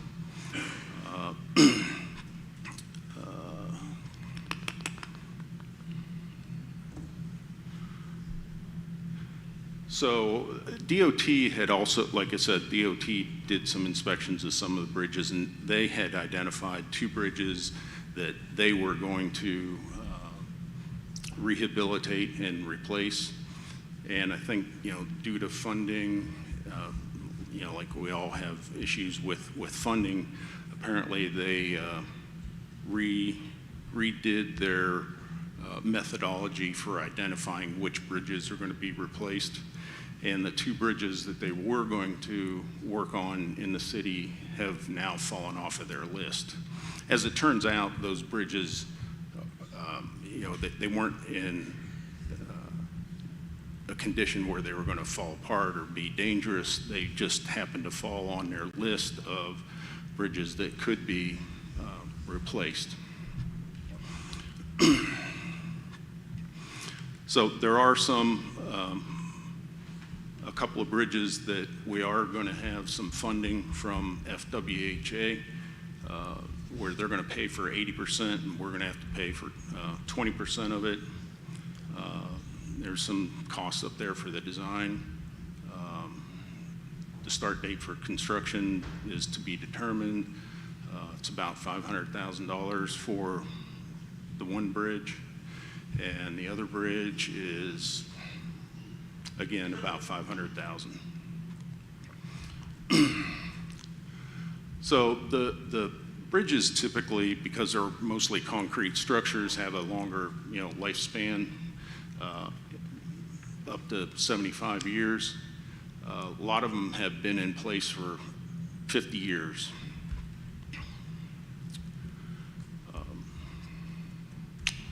Let's see. So part of the study evaluated some improvements that could be done to the bridges to extend their lifespan up to 5 years or more. Eventually, though, the bridges are going to have to be replaced.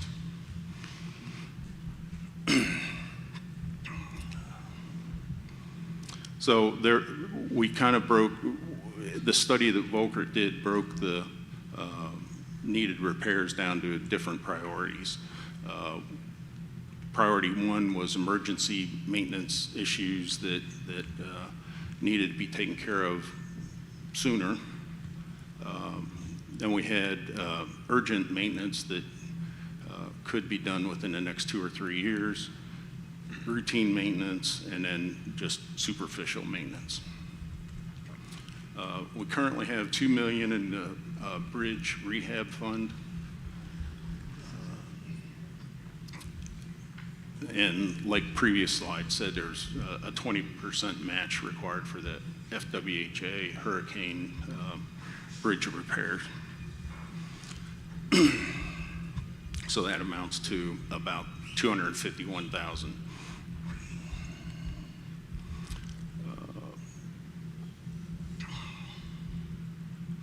So because of the high volume of bridges that we have, we went through and looked at different options to fund the replacement of bridges. Option 1 was to start with, let me see. Oh, and this is for the initial repairs. We have approximately $2.7 million, and we're working on a plan to do those initial maintenance over the next 5 years. So in order to, because of based on the time frame when the bridges were built, this is a little chart that shows replacement of some of the bridges. and when they would need to be replaced. In 2040, there's a large number of bridges that are going to come due that would need to be replaced. And then in 2045, there's another large group that would need to be replaced. And this just shows the average cost identified by the consultant. And this is kind of the range of the cost for the various bridges.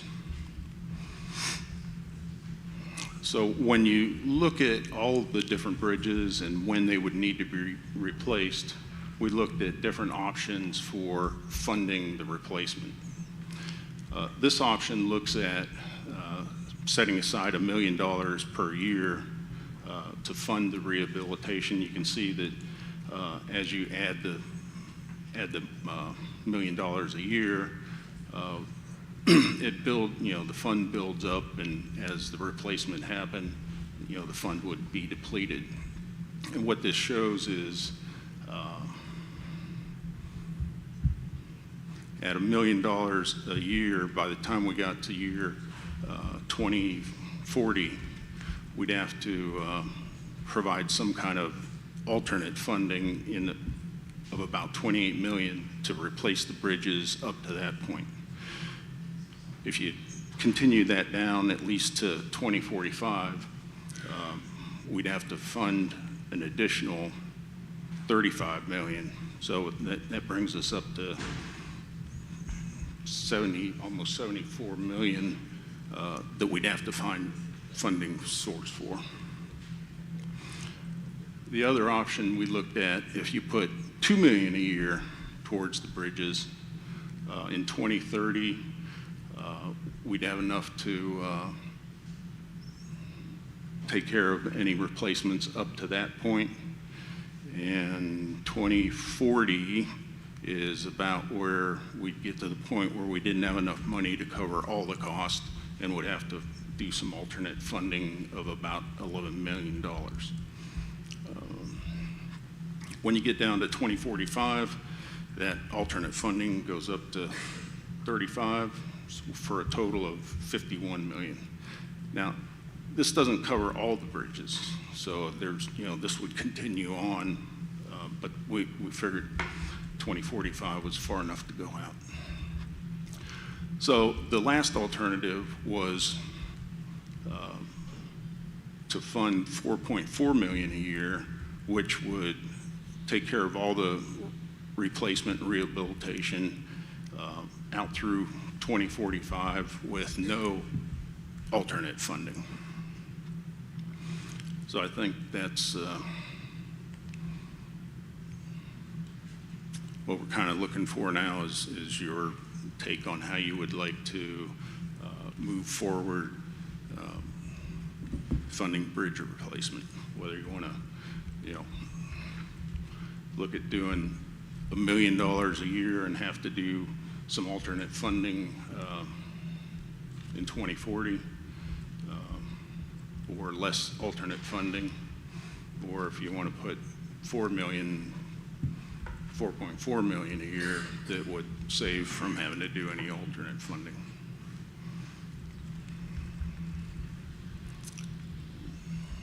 We currently have about $2 million in the budget. Any questions? I'll try to answer them. Thank you. Mr. City Manager, I think it would be prudent to maybe discuss what we've been doing the last few years, and as far as the funding that we've been putting towards our budget on a yearly basis. And also, I think something that comes to mind on this particular topic, and I remember a few years ago we were there was a discussion, I believe, with staff on taking a look at exactly what bridges that we need, and if any of the bridges, once they become to a point where they need to be replaced, maybe we could go an alternative direction, maybe not to replace that particular bridge.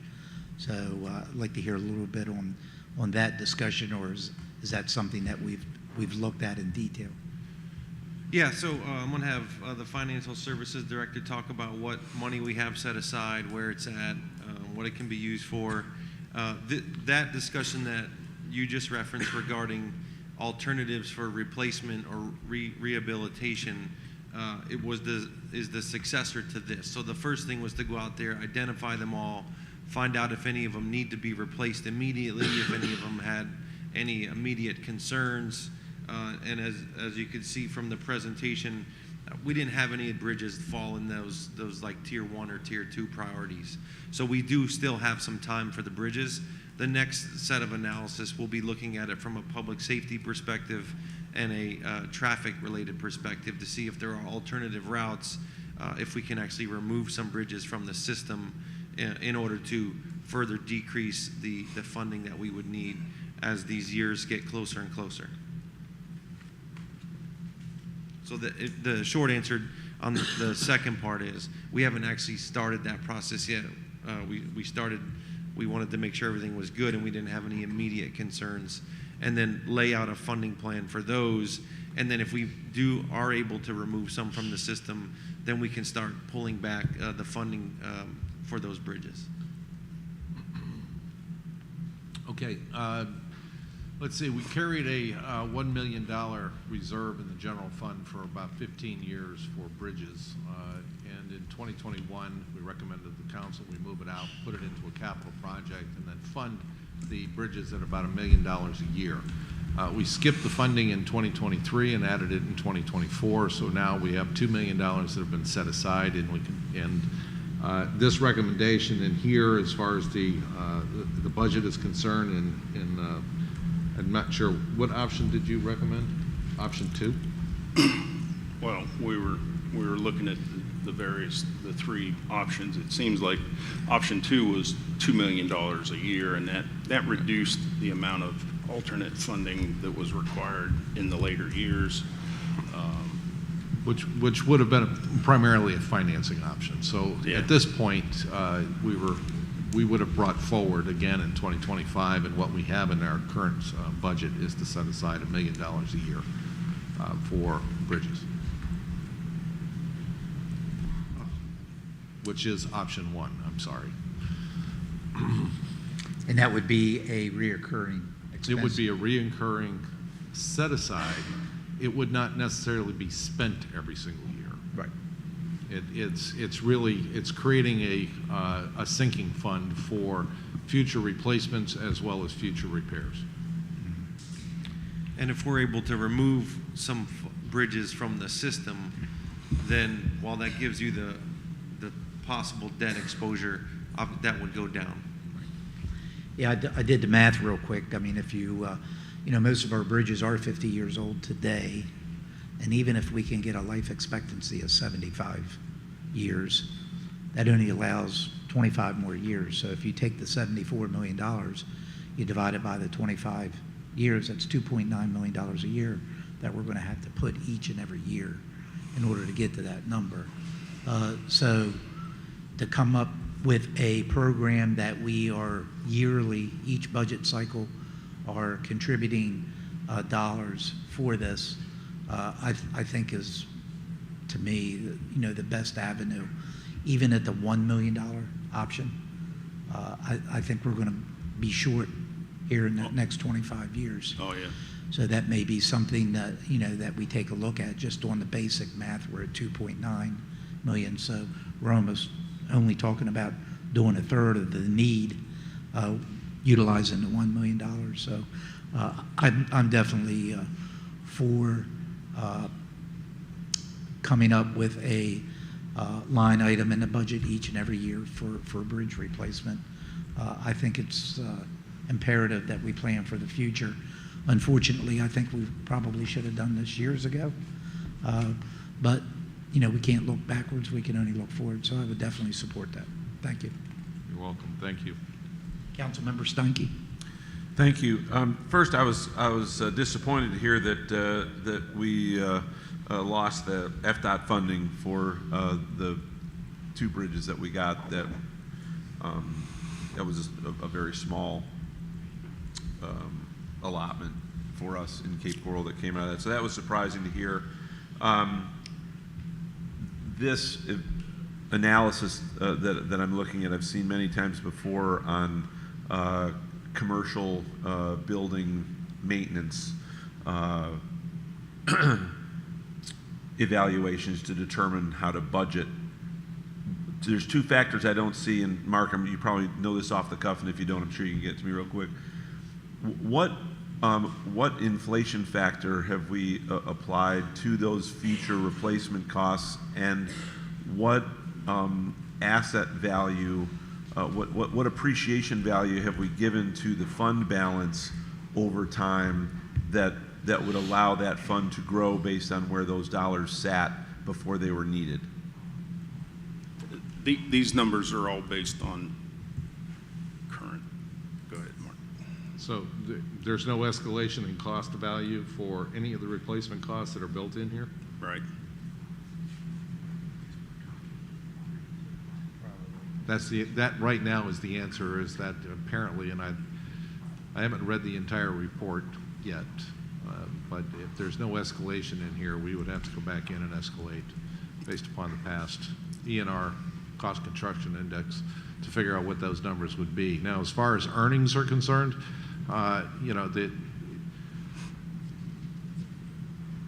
we have not gone back and made a determination on the future value of the fund at this time when this was put together. Okay, something that would be important to me as it would relate to that would be obviously to use a future value on the expense that is established as an assumption in the calculation, and then taking those dollars that are placed in year in and year out, what do those grow to in the future, and then we use a present value calculation of the rest. So I think we need a little more detail in how this is created to determine what that annual budget would be. Might be less if we consider the growth of the dollars as they sit in the fund. Might be more when we consider the compound, inflationary pressures that will be on the expense of doing the repairs or the replacements.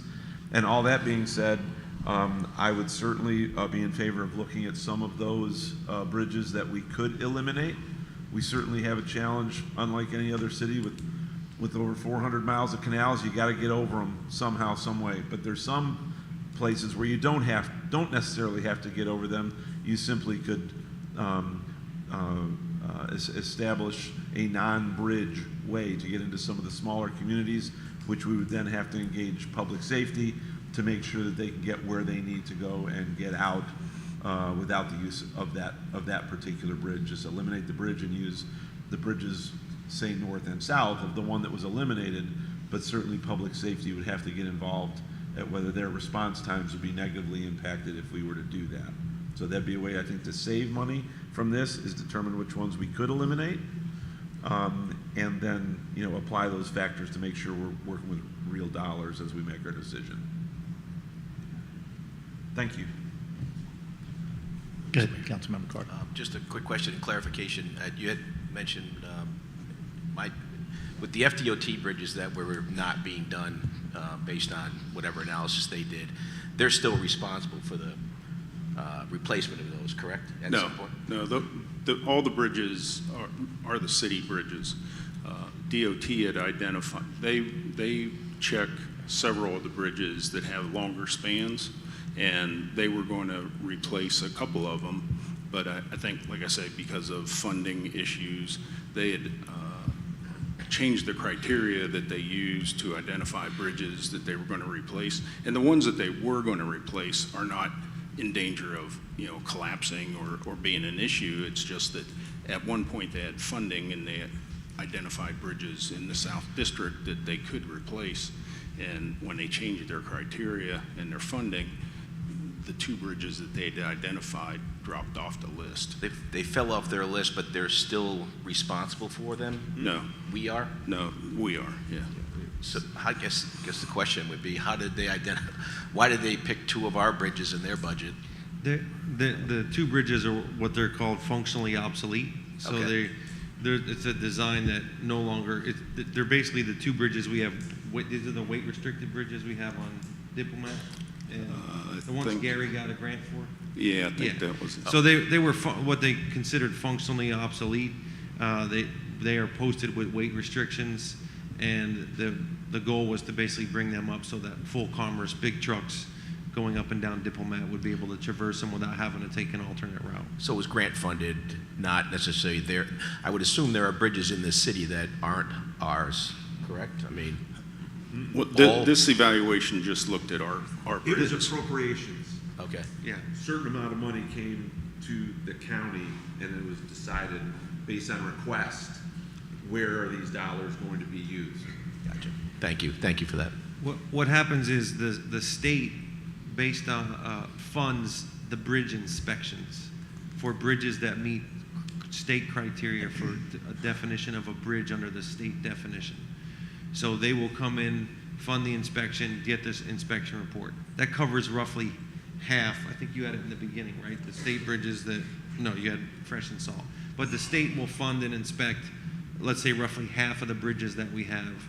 And then on the alternate year of that every 2-year cycle, the city funds and inspects the other bridges, which just basically are just a shorter, narrower span. So let's say the state's definition is a 40-foot length across the body or across any other, freeway, highway, whatever. Anything less than that, they don't inspect. And so what we do is they do one in 1 year, we do our set the next year. So we have a full evaluation of all the bridges every 2 years.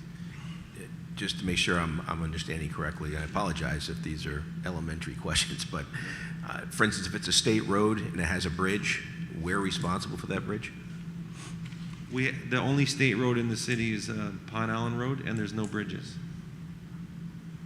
Okay. County roads, same question. County is responsible for theirs. Yeah, that would be Del Prado. Del Prado. Right, and there are bridges on Del Prado. Those would be counties. Those are county. Okay, yeah. that was my, in other words, I'm just thinking, again, elementary probably in thinking, but if the roadway is not our roadway, we're not responsible for the bridge. Okay, thank you. That is correct. Okay, so not all bridges in the city are our responsibility. Not all bridges in Within the our city. jurisdiction. Correct. Thank you. Councilmember Welch. Thank you. Seeing how we had $1 million a year for sidewalks and we fell way behind, looking at the different options proposed, knowing we need to start planning for this in the budget, I think I would personally be okay with going to option 2, not quite going all the way to option 3, which is fully funding the bridge replacement, and then maybe taking a look at this every 2 or 3 years to see how the fund is doing and the bridges. Does that make sense? So I would be comfortable starting now, budgeting option 2, but then knowing maybe in 2030, when that first replacement cost hits, seeing how it's doing and what the inflation and stuff like that is for the projected 2045. Thank you. So I guess the direction, Mr. City Manager, you're looking from us for today is option 1 or option 2. We're doing it. Yeah, it could be do nothing, right? Right. It could be further the analysis, see what we can remove, or find the numbers. The idea is we've completed the analysis and put together the master plan on these assets, and have some funding requirements that we're going to need to start looking at. And as part of our preliminary budget discussions, it's do we want to prioritize this, or do we want to consider another delay? Okay, so maybe we just kind of go around the table. I think we have 3 options: do nothing, option 1, option 2, or I guess something in between. But I think to start with, I kind of see 3 options for us. It sounds like staff is recommending option 1. Is that correct, Mr. City Manager? That was the recommendation, Okay. because we still have a little bit of work to do, and we know that there are going to be other budget constraints as we move through the budget process. Okay, so maybe we'll start with Councilmember Cosden, and just kind of go around the table. I agree with staff's recommendation.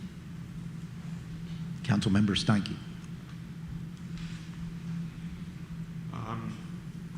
I agree with staff's recommendation, with the caveat that I would like to see a little more detailed analysis for accuracy.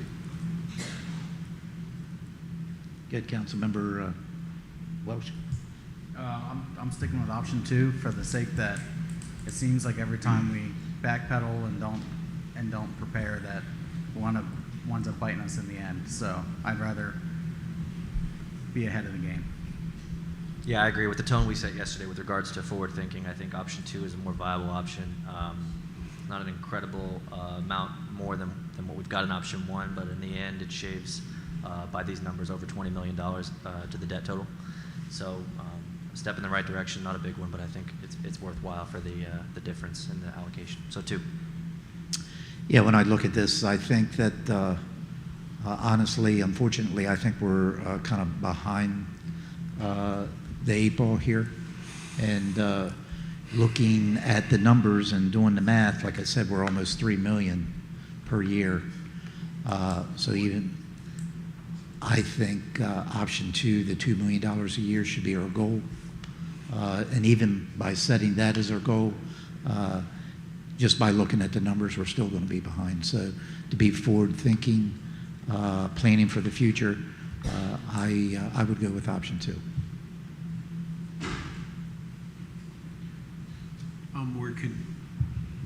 I'm more concerned about the needs of today. We have some roads that are really bad and dilapidated, and I would be more willing to give the $2 million to them because that's a need of today. I am also concerned of the bridges, but that's how I see it. Thank you. Which option? I'm sorry. I wasn't fully. Option 0. Yeah. Option 0? Okay. All right. Councilmember Hayden. Option 2. We have $2 million today, correct? Is that what I heard? Correct. And that would be in the fund that we're talking about continuing to increase, or is that just a maintenance budget? As I understood this presentation, they would actually, it is a maintenance budget. They would actually utilize those funds based upon the maintenance needs of as of today. Okay.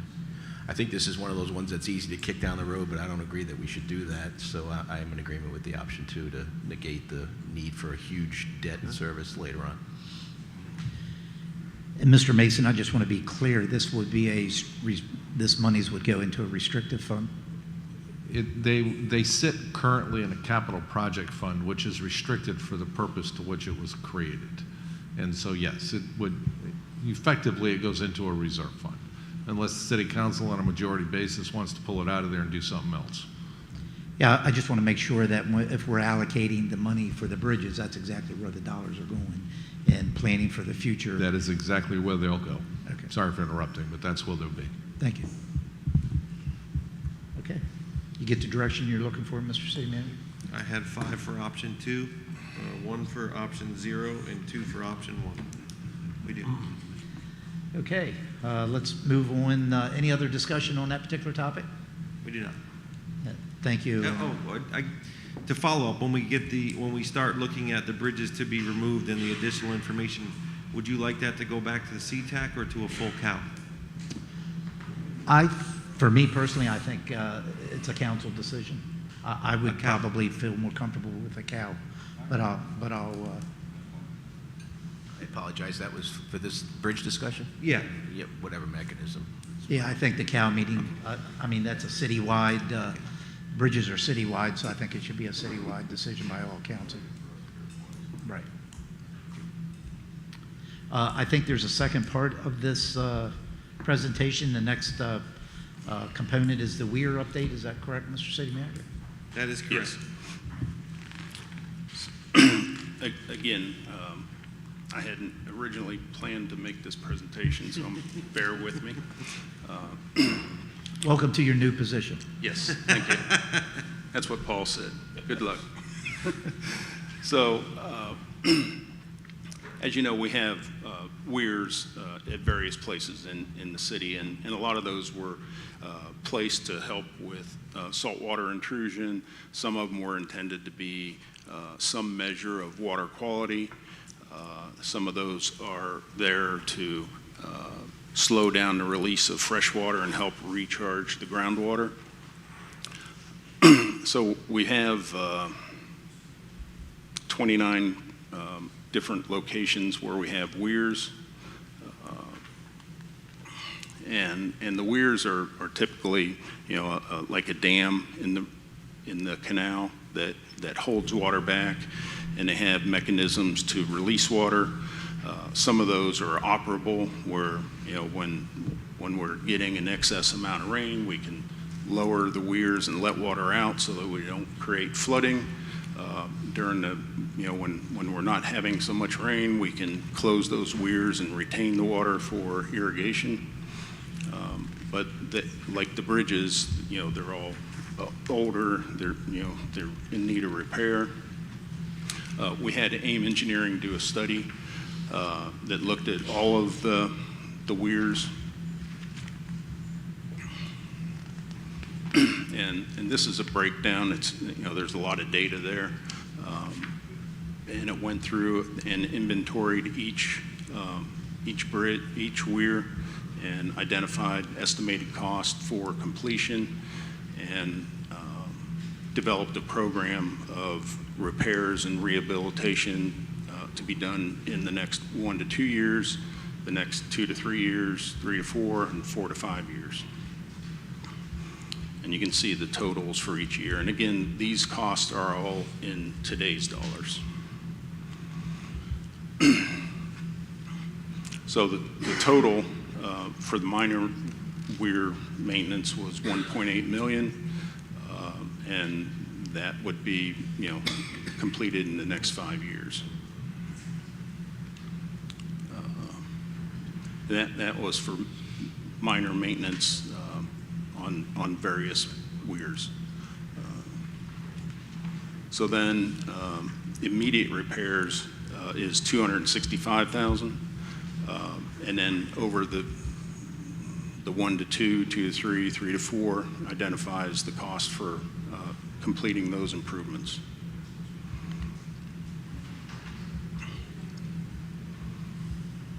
And then there's some major upgrades that would happen over a longer time frame for actually replacing the weirs and adding some additional features so that they could be operated remotely.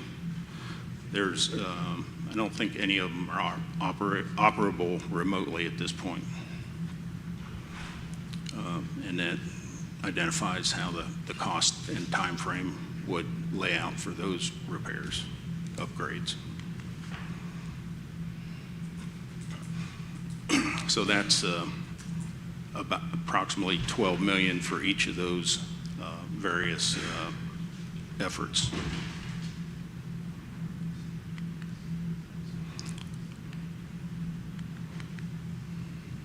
Oh, here we go.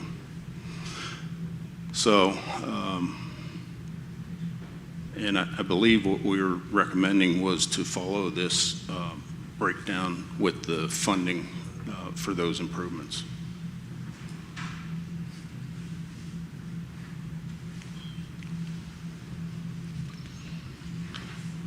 So, Mr. City Manager, what's the direction that you are asking for today? Looks like you have $1.8 million in repair that needs to be done over the next 5 years. You want to divide that over the 5-year period? Is that what you're asking? Yeah, so the recommendation for the minor maintenance, so when we developed the stormwater rate model last year that was adopted, the increments, that was more about service level. We didn't have this report back. We since have gotten this report back. We don't believe funding the full $1.8 million in 1 year would be able to be supported. So our recommendation is to do the incremental 5-year plan for the minor maintenance in the budget, which would be 265, 380, about 370, looking at the layout here. Does the normal maintenance typically in the past been coming out of the stormwater fund? Yeah, the weirs are under the stormwater. So this is not a millage rate or a property tax type 5 cent, 6 cent. These are a stormwater control system. And have we raised the stormwater rates in the last 3 years? We just went through a stormwater rate study last year, and we did increase the rates. There's an annual increase to the rates based upon that study. Right. This information, for the next 5 years, these numbers can be absorbed by the stormwater fund. Without any increase. The major upgrades are something we'll need to look at a little closer, and from a timing standpoint about when those need to be done. And to come back to you with regard to that, you know, and whether you do these in chunks, in larger chunks, and what those mean. Again, we just received this can be about 2 weeks ago, so there's more work to be done on the major upgrades. Now, I do want to point out there are times when utilities is doing some work on weirs. And when they're doing work on weirs, it's about irrigation. But it's about capacity of the irrigation system as opposed to the stormwater system, which is really what these weirs are designed for. And just so I'm clear, 2 things. First, it appears there at some point in time will be a need in replacement of the weirs. So you have the replacement cost, and then you have a maintenance cost involved. And this section here that shows the Maintenance or 12 repairs. million, this is for the major replacement and upgrades that serve a lot of the irrigation function to make the weirs automatically operable so they can monitor them. You know, and if it's going to rain a lot, they can lower them without having to have, you know, staff go out and manually do that. Or likewise, they can raise the weirs to retain water for irrigation purposes. So this is more of the replacement and upgrades in the future. So the $1.8 million for the minor repairs, so I'm clear, are you asking us to add that into the budget? Or are you asking to utilize the stormwater fund that already exists to pay for these improvements? I think we're just, this is informational for you. I mean, we have the repairs that we need to make. So they'll be funded as far as the stormwater fund will be concerned, you know, in order to repair them. The replacements, you know, a portion of it, these weirs exist for flood control. Mm-hmm. And so, you know, the stormwater operation, if we're going to be utilizing them for irrigation, then there might be split funding between utilities and stormwater for some of these repairs that are major repairs or major upgrades we're talking about, especially the electronically controlled. Because right now, I think the majority of our weirs, we have to go out there and wheel them up and down. So that's the major upgrades we're talking about. But it's a timing issue about holding back water for irrigation purposes. So is today's presentation informational only, and you'll be coming back, or is there a specific ask today? The ask is you're gonna see in the city manager's budget that 1.8 million over those 5 years. So I'm presenting it to you now, and if you give consensus, then I know it's approved. But you're gonna see those improvements, this right here, the minor maintenance, in the 5-year capital improvement plan. So I guess my question, so I'm clear, is that $1.8 million coming out of the stormwater fees that already exist? Yes. Yes. Okay. Yeah, that was my point, Mr. Mayor, was it sounded like you guys are talking about 2 separate paths. So originally you said, well, yeah, we're asking for you guys to allocate the 1.8 million, but then Mr. Mason said, we just did the stormwater study, we did increase it last year, this can be absorbed. Absorbed. Without raising any revenue. We were saying the same thing, but coming at it from a different approach. Well, if it's absorbed, then it's absorbed under an existing, is the way that I interpret it, which I think is where the mayor was going. So then if that's the case, why are we being asked to set aside or allocate or line item 1.8 for this if it's being absorbed?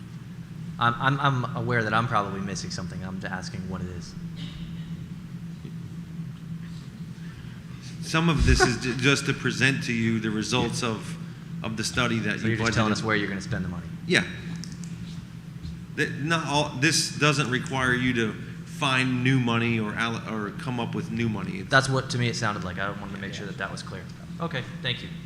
Councilmember Steinke. Thank you. In the next screen, with the years 1 through 5, years 5 through 10, and 10 through 15, the approximately $12 million in each of those periods of time, is that $12 million for the entire 5-year period, or is it $12 million per year? It's over that 5-year span. So would it be correct to assume then that 12 million divided by 5, making the math simple, you'd come up with the dollar amount that you need funding for those upgrades on top of the money we're talking about for the maintenance repairs that would be done over the next 5 years? It is in addition, yes. And are we looking for any type of direction on the major upgrades and whether those would be included in the budget? Although I'm not looking for them today. Some of these major upgrades may be in the areas that we're going to be upgrading as far as the stormwater system in the northern part of the city. So I would take some of these upgrades, especially the Weir upgrades, and wrap them into the stormwater upgrades in the UEP areas. As far as some of the ones that are in the southern part of the city, it's really a matter of timing. And if we need to come back, I'm not going to fund these through the rates in a lump sum, because that would spike the rates. I would recommend that we actually borrow the funds over a period of time and pay it back, just utilizing the rates that we currently have, and then we would, we would amend the rates going forward. Okay. We look at the rates every couple of 2-3 years anyways. And so with this additional information that was not available to us when we went through the rate study last year, this will have an impact on them, but they don't need to be done today. Okay, thank you. Any other, Councilmember Hayden? Yeah, just a quick question. It looks like, at least for the first 4 to 5 years, this isn't about replacing any weirs. A lot of it, at least under the immediate action, is just to clear debris away from a lot of these weirs. So there's really nothing wrong with the weir. It's just making them as optimal as possible and getting the debris out of the way. And then for future years, it looks like most of it's replacing the floating debris control boom. So it looks like there's specific areas on each of these weirs that need nothing major over the next 4 or 5 years, just making sure they operate as efficiently as they can, correct? That's why there's the minor repairs for the first 5, and then you have the majors, which are longer term, 15 years out.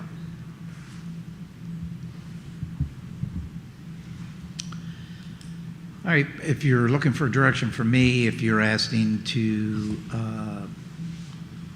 utilize $1.8 million for weir repairs directly from our existing stormwater fund, I'm okay with that, if that's what the ask is.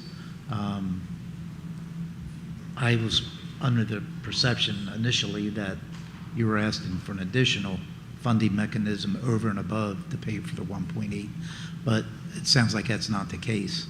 So, with that being said, I'm okay with the repairs that need to be made as long as we're utilizing the existing stormwater fund that's already in existence. Any other? Same way. All right. Okay. Any other discussion under topic 5D, Mr. City Manager? No. Okay. We have one last item on the agenda before citizens' input. Do you have an approximate time that discussion may take? It's about 11:35 now. If we think that it's not going to be a lengthy discussion, I guess we can continue. This will take 15 minutes to go through. discussion is however long it Yeah, takes. and impact fees, I'm thinking that may be a item that's probably has some discussion. So I would recommend then, or at least open up for council, do we want to continue to move forward, or do we want to go ahead and break for lunch here? Because not only do we have that topic for a discussion, then we also have citizens input. So, Can we get lunch early? Madam City Clerk, Lunch is going to be set up at 11:45. I can go ask if they can bring it out sooner. okay, well, that's, Or I guess we could take a 5-minute break, bathroom break, whatever, right now, and then even if it spends 30, 40 minutes, we roll into the lunch afterwards and then are done, theoretically, if the discussion doesn't go on too long. And that's, of course, inclusive of citizens' input and all of that. And then the day's done before lunch, we break. That's an option as well, I think.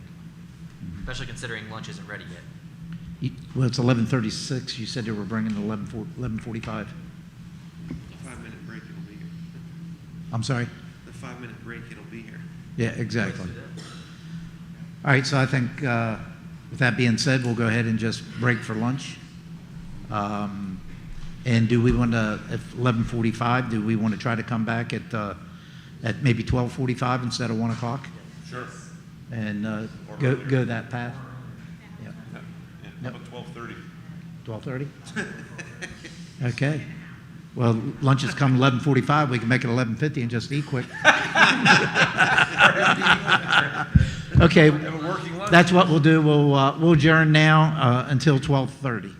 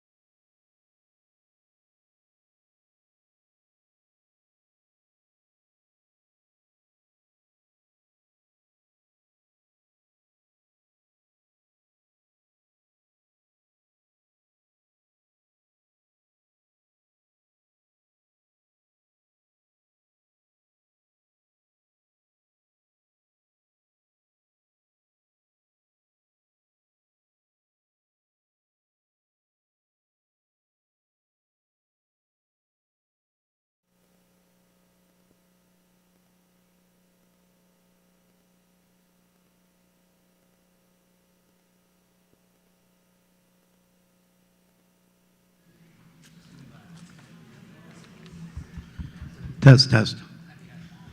Okay, I'd like to call the meeting back to order. Next item on the agenda is item 5E is impact fee discussion. Mr. City Manager. Thank you, Mr. Mayor. We're going to have Financial Service Director Mark Mason give this presentation. Mayor and council members, Mark Mason, Financial Services Director. So real quick, we had a brief discussion regarding impact fees yesterday when we talked about the capital expansion charges for utilities. And you know the overall restrictions that are currently in the statute about the timing of when you can implement them, as well as the timing of you know whether you can implement all of it or some portion of it over a period of time. So one of the things that the four we're going to talk about today, because we've already decided what we're going to do with regard to transportation, we're going to be moving towards a mobility fee approach as opposed to the transportation or road impact fees that we currently charge. We're going to be talking about the fire rescue services, non-transport life support service, police services, as well as the parks and recreation or recreation facilities impact fees that we currently have in the system. So one of the more interesting esoteric facts that you might want to know is that the last time that we adjusted these fees was the last time I was here in 2004, 2005. So it's like comes back around, 10, 15 years later, and here we are again. So the one thing you can be rest assured on is our current impact fees, growth does not pay for growth. The last time, again, we implemented impact fees, change has occurred. The cost of new construction has changed. Some of the things that have been identified to fund with impact fees were not originally identified when we developed the impact fees in 2004, 2005. So we have some options that we're going to talk about. We can leave them as they are. We can go out and do a study, which is what we're recommending. And that's just here, and this page is actually repeated again at the end. So first and foremost on the police. So public safety impact fee, this is fire and rescue services. When the impact fee was originally developed in 2006, the idea of a training center was not included in that analysis. And so in general, when you develop impact fees, you're developing them on a 5-year basis. We're looking 5 years forward. What's the cost going to be? Because there's enough change in the cost construction index to warrant the fact that you would actually look at your impact fees at least a minimum of every 5 years. And that is to keep up with the whole idea of growth paying for growth. Impact fees are only applicable to new construction, so when the new construction happens, you're impacting the overall system depending on what that system is. In this case, it would be fire services. So when we developed the impact fee in 2006, I had to go back and I had to look at some of the information that was included in there. We were thinking, I believe at the time we were looking at 3 additional fire stations. We had just gone in and had, I think, started up or developed the process of converting a house up in Gator Circle into a fire station, and originally it was designed for a rescue unit, and then it was changed over. We put I think we put an apparatus up there, built a, yeah. And this fire chief's back there going, yep, I was here, I remember that. So there are many other things that occurred. But at the same time, since then, we've built 3 more fire stations that were well exceeded the cost of the fire stations that we had built back in 2005. If I remember correctly, what's the station on Santa Barbara? 4? Station 4 on Santa Barbara, I think, was $2.5 million. Fire stations today are costing you about $5 million a piece, $6 million, and the cost is simply going up. As not only the building code changes, the requirements for us to meet certain wind load requirements, et cetera, the cost of building fire stations is going up. And so we're looking at right now, I think through build out, 16 fire stations, if I'm not mistaken. If there's any vertical growth in any part of the city that will likely require an additional fire station or expansion of fire stations at some time in the future. But in this case, looking at just the estimated cost of 3 additional fire stations into the future, that would be approximately $16 million. This would be over the next 5 years or thereabouts. And we would also look at the fire training facility, which is currently built into your 6-year AMP programming. That will all told, it would come out over about the next 7 years, potential residential units that we'd be talking about coming on board based upon the study that you just saw yesterday morning, about 12,000 units. Looking at the potential cost of new fire, or at the current cost, it's of $574.96. That's the current impact fee associated with new residential construction. Be about almost $7 million, and then with the potential of 1 million extra additional square feet of commercial space, we'd be looking at about an additional $153,000. Right now, the commercial rate is so low with regard to the response or the cost of the service that's being provided, is that if nothing else, that's the very first thing that we would have to adjust. All told, we're talking about $31 million in estimated cost versus about $7 million in impact fees. So that is what we would see over at least a minimum of the next 7 years if we built the 3 fire stations we're talking about, as well as absorb the cost associated with the fire training facility through build-out.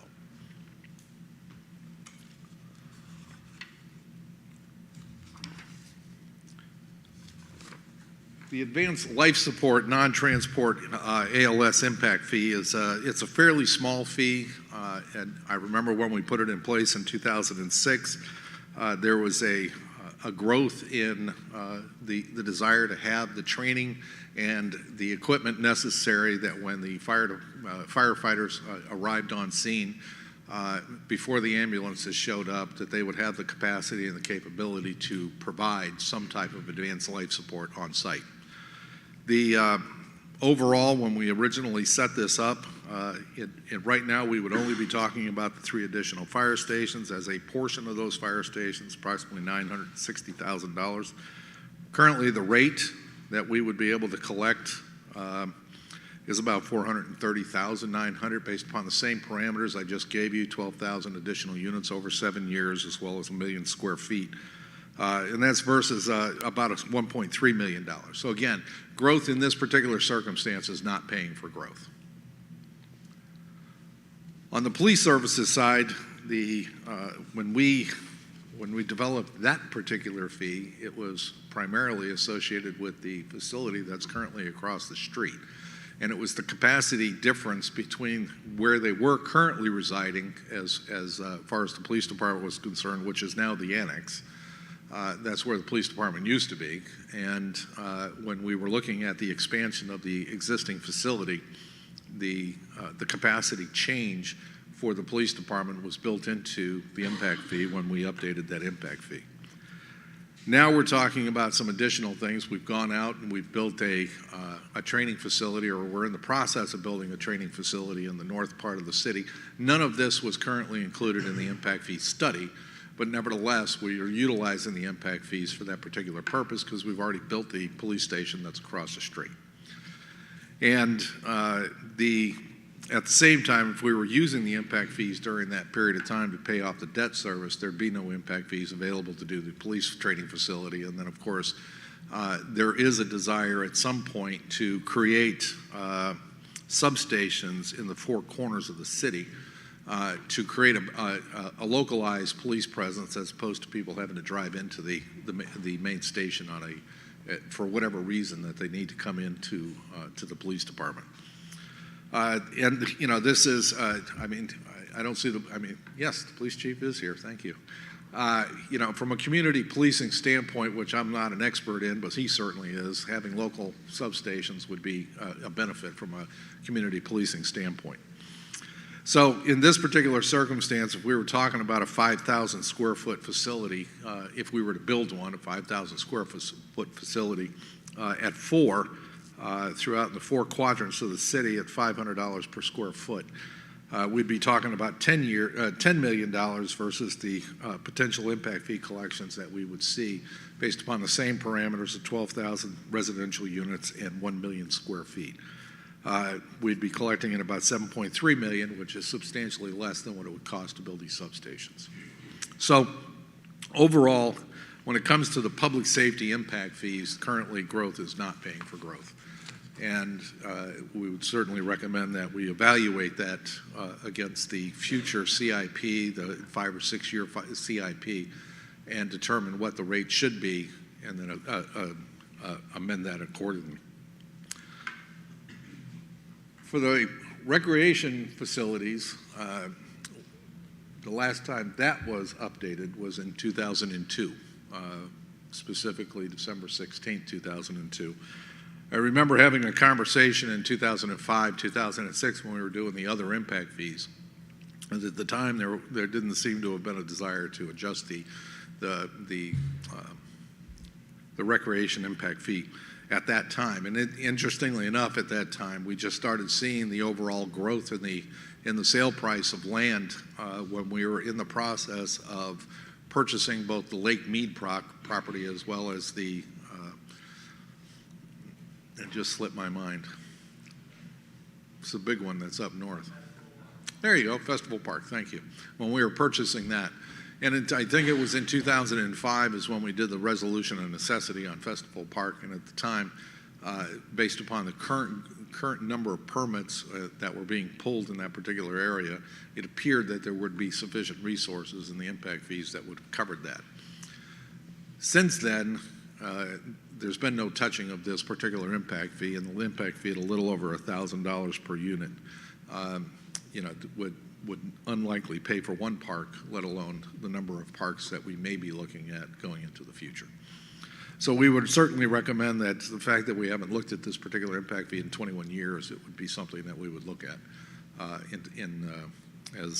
as part of our recommendation to begin the process of updating our impact fees and through a study. And so that is our recommendation. Yes, sir.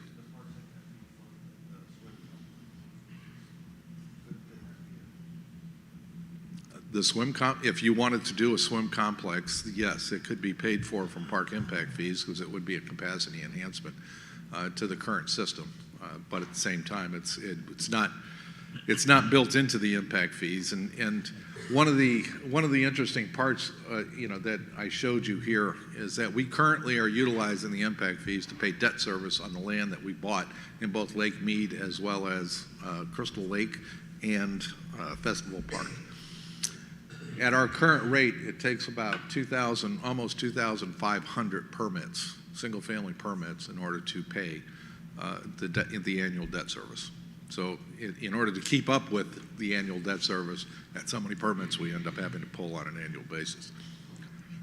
I think between 2010 and 2018, thereabouts, I believe the general fund was picking up the debt service for that land because of the reduced number of permits that were actually being issued between 2011 and actually 2009 and 2018.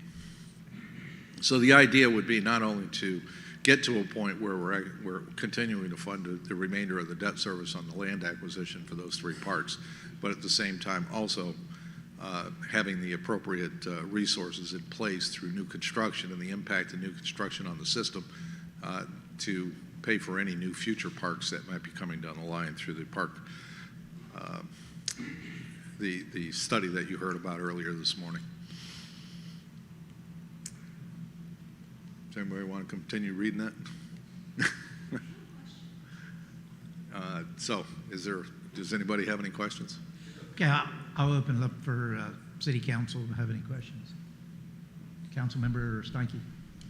Thank you. I don't have any questions, although I would speak in favor of doing the impact study. Certainly, we would want growth to pay for growth, if at all possible. And with the thought of the aquatic center, I think we spoke of surveying our citizens to see if an aquatic center was still of interest to them. Certainly, while we could do that. The impact fee study, I would like to see it with and without the aquatic center, given some certain assumptions of what that aquatic center would look like, simply because that I think in general the public would like to have an aquatic center more centrally located in our city.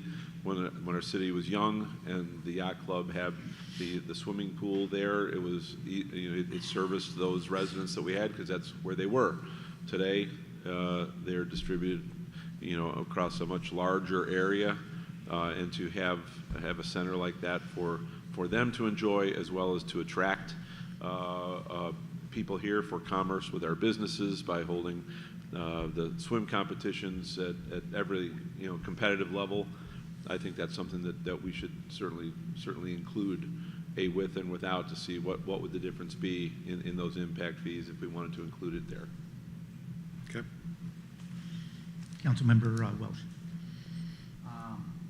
How long would the impact fee study take to get done?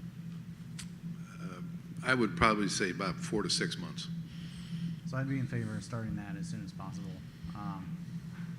Like I've said all day today, it seems like we're coming up behind the curve on a lot of things, and I don't want to push it any further. I'd rather get on it and get it done. Okay. Councilmember Shepherd. Continue the impact study. Yeah, for me also, I think most of the time we make our decisions on the data that we have before us, so having that data is crucial in making a good informed decision. So I would like to see the study, and also not only similar sized cities as far as the evaluation, but also I'd kind of like the surrounding areas, maybe Collier, Lee, and Charlotte County. Whatever study we do, you'll always see a comparison to the surrounding area, et cetera. Okay. We would always do that. All right, so I'd be in favor of the study. Just a quick question. I'm in favor of the study also. I'm just curious, when the study's being done, are they, when they're forecasting the need, are they going based on what's been requested or what's been approved for future development and use? Essentially, if we start this, say next week, we put out the RFP, it's going to be built on our current A and B. That's what it'll be built on, our current asset management program, current capital improvement program, current everything. We can add in the idea of doing an aquatic center. We'll talk about what the estimated cost of that is, because the impact fee is built on cost. And so it's a capacity improvement to the system. We'd have to evaluate what that capacity improvement is, and then make that determination from there. Thank you. I was just wondering how it would be calculated, and just that helps. Thank you. Any other comments, discussion? You get the direction you're looking for, Mr. City Manager? Thank you. All right, thank you, Mr. Mason. Okay, next item on the agenda is citizens' input. Citizens' input is maximum Mayor. 60.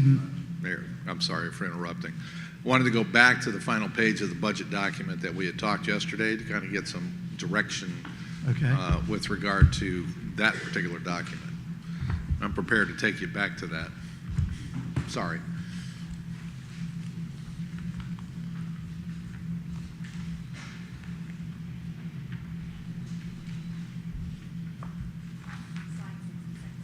Whoa, we got like 100 some odd slides to go through.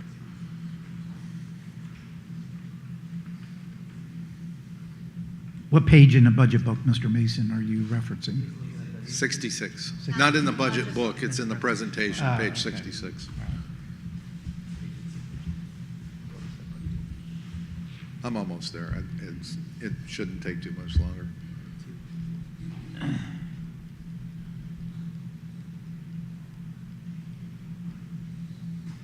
That's the page.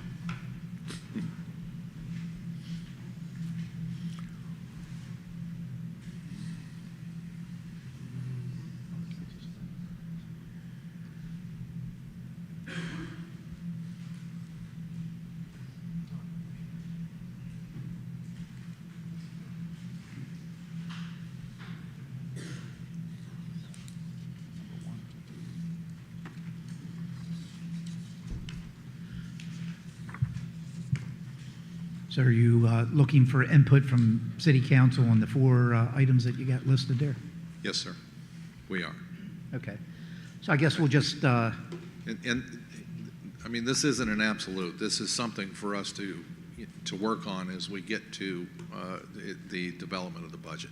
So, you know, as an example, if you have priorities other than what we've already prioritized in the system, other than what we talked about over the, excuse me, over the last day and a half, you know, some of the things that we've talked about are some of the priorities I think you've already, you know, expressed. But if there are things that are over and above that we have not talked about today and yesterday, then that would be included in those particular areas. As far as the fire service assessment, if we want to leave it where it is, we want to change it or do something different, this is a good time for us to be able to work off of that. Same on the public service tax. If you want to leave it where it is, if you want to change it, if you want to do something different, again, you know, we would come back and we would tell you what those numbers are and what that impact would be. And on the millage rate, again, it's the same thing. We need some kind of guidance to help us, you know, in developing where we're going as far as the millage rate is concerned. So if the guidance was, well, leave it where it is, you know, and develop your budget accordingly, then that's what we'll do. You know, but at the same time, we'll also come back, you know, with, you know, options somewhere along the way. But that's what we would end up doing. It's basically what we did last year. okay. I guess I'll open it up for discussion. But for me, I mean, my answer is, I think, fairly simple. As far as item number 1, that I think that maybe council could forward that priority list of projects to the city manager, and then in return, we all get a list, maybe at a committee of the whole here soon, and see collectively as a body what some of our priorities are. And then as a body, I think we could prioritize any of the list that's provided. You know, we could probably sit here all day and have that conversation on just item number 1. So I think that may be a good way to move forward for item number 1 for me anyway. Fire service assessment, public service tax, and millage rate.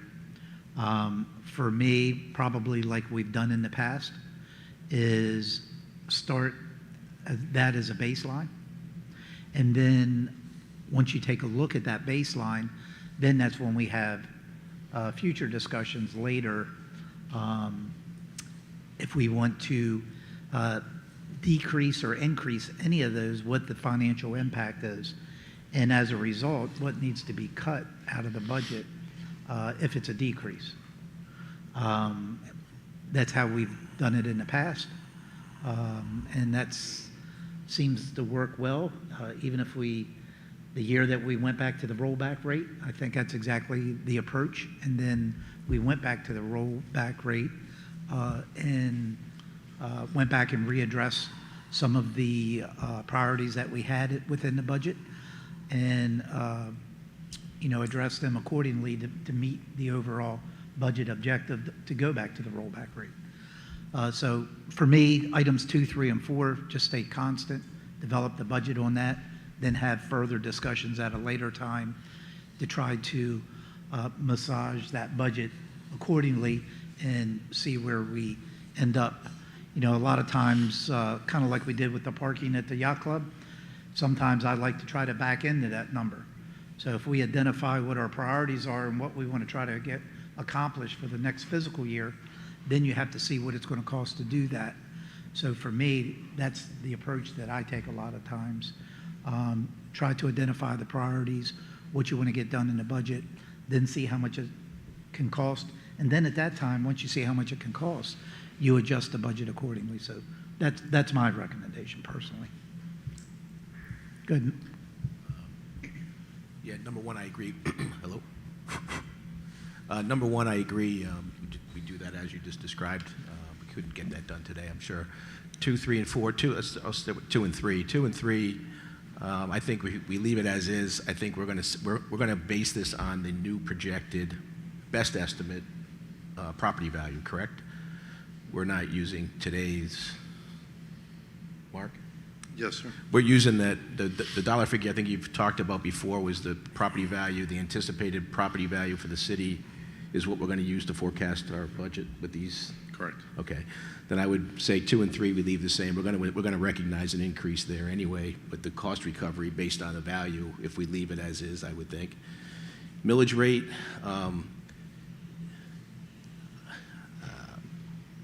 we know we're going to experience an increase in value, which would, I would like to be able to see what the number is with the rollback rate. I don't know how difficult that is. I mean, I don't disagree with the, backing into it as you described, from where we start from. But if we go to at least we know the difference.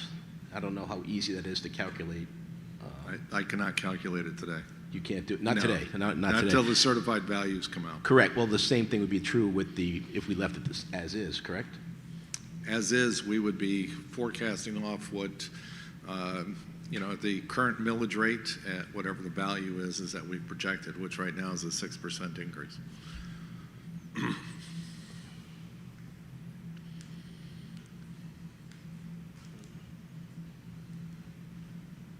Okay. So, all right. I'm just trying to. So in effect, what I showed you yesterday is that we have a balanced budget based upon the numbers that we provided from last year for 2005. We are now going to go back through and look at some of the information that was put in there at least a couple of years ago on some of the operating costs for the city, as well as if we have to adjust for any vehicle replacements that need to be replaced today versus when we originally projected them to be replaced. There's a lot of factors that go into the development of the overall budget, but we have a baseline budget today.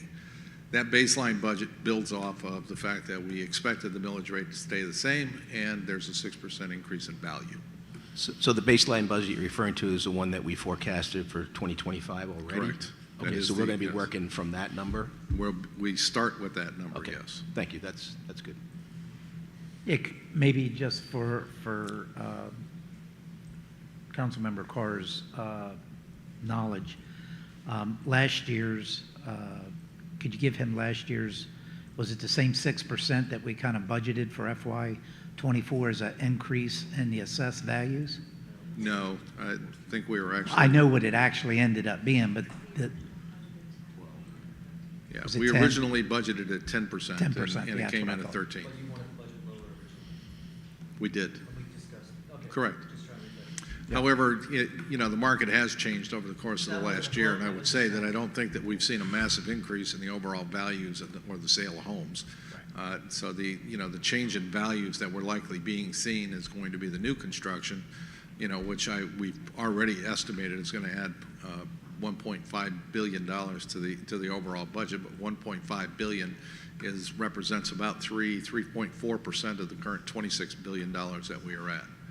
So if we see an additional increase in over and above that, as I said, we're budgeting at 6%. If we saw an 8% increase, it's just going to be a 2% change from where we are today.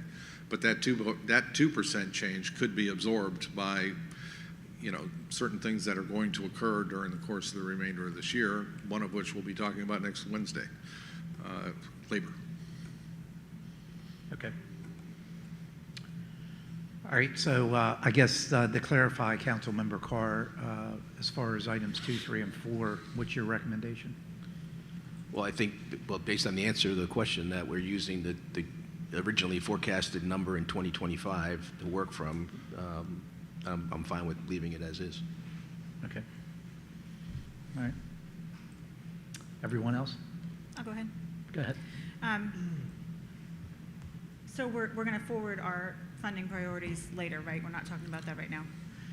Yeah, I think so. I mean, we could be here all day just Yeah. on that topic alone. Okay. For me, kind of like the mayor said, I would rather, once we know more, kind of back in and figure out what we need to do. I'd rather do what's best for the city versus just going in saying I want to go at this rate. But just for just so you know where I'm comfortable with, I would be comfortable keeping the fire service assessment the same or decreasing it. I'm not a fan of raising that. Keep the public service tax the same and be flexible if we need to with the millage rate. I did a quick check here as it relates to fire service assessment and public service tax, And in comparison to neighboring and similar cities, our public service tax is actually the lowest of those in the comparative study. So certainly, if we can leave that the same, I think that would be good. Our fire service assessment, that is slightly below average, the average of those comparative cities. So if we can keep that the way it is, I think that would be a good way to go. And I agree with keeping the millage rate flexible at this point after we see what the effect of the inflationary pressures on the expenses that we know that we have are, the additional things that we've already committed to, and then taking a look at what those funding priorities are and what we feel will be the most important, and then address the millage rate at that time. Councilmember Welsh. Thank you. For items 2 and 3, I think keeping them the same is fine with me. As far as item 4 goes, last year we just got the option of keep it the same or the rollback rate. I know in previous years we had an option, I think it was called the fallback rate, or the midway between the current and the rollback. So if you're developing the budget this year, I'd like to see what that rate might be and what could be funded with that. Do you remember what, I think it was like 2 or 3 budgets ago we had those different options. So if we could work that in, that'd be something I'd be interested in. Councilmember Long. Yeah, as far as number 2 or 3, I don't envision a scenario personally where I would support increasing that. I think remaining the same as a baseline. And then for the millage rate, I think it'd be fair, both to this body and your staff as well. I think it's a reasonable baseline to assume that we would keep it the same, just for purposes of moving forward and kind of getting a little bit more dirty with or familiar with that data. And that's where I'm at. Thank you. Councilmember Shepherd. Keeping 2 and 3 where they're at, and the millage rate, either keep it where it's at or, if possible, lower it. Councilmember Hayden. I have no problem with point number 1. Mike, I would like, though, because it affects my funding priorities, if we could get an update. In 2016, when we did the sidewalk study, I think we were at 8 or 9% of all our roads had sidewalks, which was obviously a low number. I would like to see in the last 7.5, 8 years, how that percentage may have changed, because that'll affect my funding priorities moving forward. And as I look at talking with you and the rest of council about a 10-year master plan for future sidewalks. I'm good on where 2 and 3 are right now. As far as the millage rate, I don't know that I'm going to change from my previous stance any of the last 3 years. I will not be voting for a reduced rate, because this isn't about tomorrow. This is about the future of our city. And any time we reduce the millage rate, it's impacted deficits that we face moving forward. And we know what a year can bring, because we just went through Ian and the recovery from that and how that impacts reserves. So it would take a lot for me to move off my position of wanting to lower the millage rate. So as things stand today, I'm keeping the millage rate the same as where I'm at. Okay, you get the direction for Mr. City Manager? I did, thank you. Okay. Is that all on this topic now? Okay. All right. Now we'll move on to item 6, citizens' input time. The maximum of 60 minutes is set for the input of citizens on matters concerning city government, 3 minutes per individual. Please remember to state your name. I believe we have a staff member over there that will give you the mic to stand where you're at. And our city clerk will monitor the 3 minutes. You'll hear a buzzer go off, and that's when your time will cease. Thank you. Thank you. My name is Angela Wilkinson. I am a 5th grade teacher at Oasis Elementary North. I'm attending this meeting to encourage all of you to increase Oasis charter teachers' salaries by 10%. And I ask you this to keep up with the cost of living.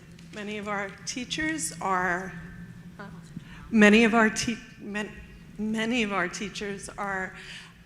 looking at second jobs. Other teachers are looking to go to the county. To give you a little background, well, let me tell you, the Florida Department of Revenue states in their latest cost of living adjustment, 2024 expected increase was 4.1%. 2023 had an 8% increase for cost of living. 2022 was a 4% increase cost of living. We have not seen any increases for cost of living for any of our, we've seen minimal amounts. As you can see, we're totaling over 16% of cost of living over the last few years. OASIS teachers need raises. To give a brief background, OASIS charter schools began in 2005, nearly 20 years ago. System has 4 schools. 2 are elementary schools, 1 is a middle school, and 1 is a high school. We are an accredited school. Since 2018, we have all 4 schools have rated A nationally, A in our grades and our test scores. The academic success is attributed to a clear, unique curriculum. This charter's vision supports the district's vision of ensuring each student achieves his or her highest potential. We succeed at doing that. We produce very insightful children. Our graduation rate last year from the high school was over 98%. That's huge. If you look at the city, if you look at the county or outlying counties, you're not going to get those responses. We had over 85% of our children graduate and go on to college. 6% went on to vocational school, another 3 or 4% undecided. We are your school. We are a municipal charter school. We are you and you are us. We're all together. We make Cape Coral shine. Data now my arms are shaking, but data shows which state spends the most money per student. Do you know where we rank? The state ranks 44. Thank you. Thank you for your input. Just one last comment. We're requesting that our budget, your budget, increase, and that we get an increase for our teachers as the county schools have increased 5 to 11%. And Go ahead and wrap it up. Thank you. Thank you.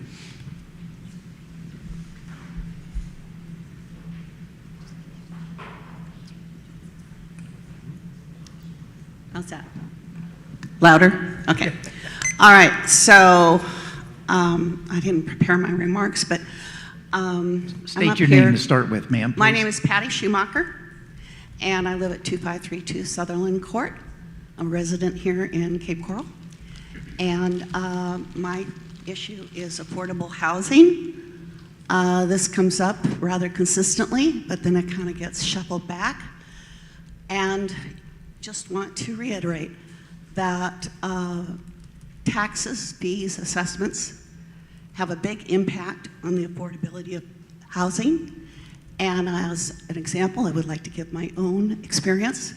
I bought a condo here in 2021, and because of a family situation, it was more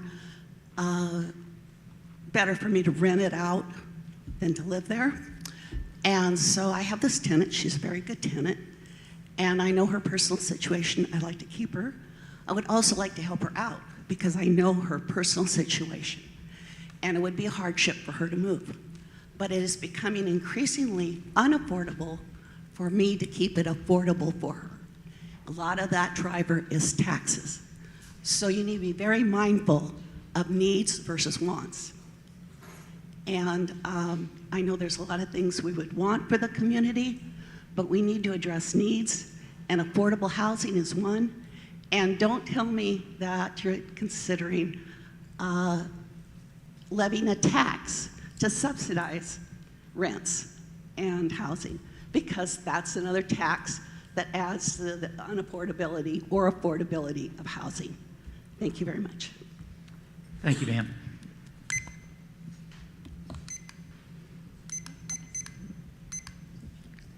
Good afternoon, everyone. My name is Dave Terry. I live over on 29th Place in Northwest Cape Coral. And this is a surprise. I came in to speak to Mercola Market and walked by the room and found out you guys were meeting. So, since it is a budget meeting, I'm just putting this out there. I represent a company called Oasis, and they have a wellness program that companies and municipalities are putting into place right now, and it affords your employees a 40-point award-winning wellness program, which includes physical, mental, financial, and family health. This is installed at a net zero cost to the company or the municipality. It's zero cost to install this plan. The city would save approximately $500 per employee on average per year. I believe you have about 2,000 employees. Is that right? That's $1 million savings to the city right there. And they also have a workman's comp program where they offer the workman's comp premiums at a non-commissionable rate, which means they remove the commission out of the workman's comp premium policies.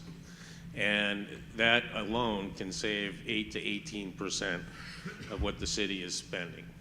So the wellness program that can be installed for the city, the part of the financial health or wellness includes a guaranteed issue permanent cash value life insurance policy for the employees at a net zero cost to the employees and the employer.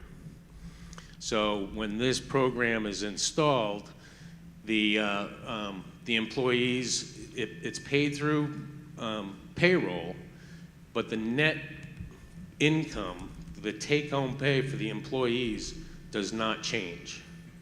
So it makes a happier, healthier workforce, which in turn has been proven to have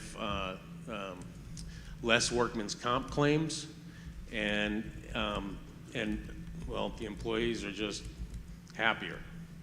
The happier employee, the better service to the citizens of this city that can take place. So that's something in consideration. I'd love to speak to someone about that and see what we can do about getting this installed. But this alone can make a better workforce for the citizens of this city and save you guys a lot of money in the meantime. Thank you.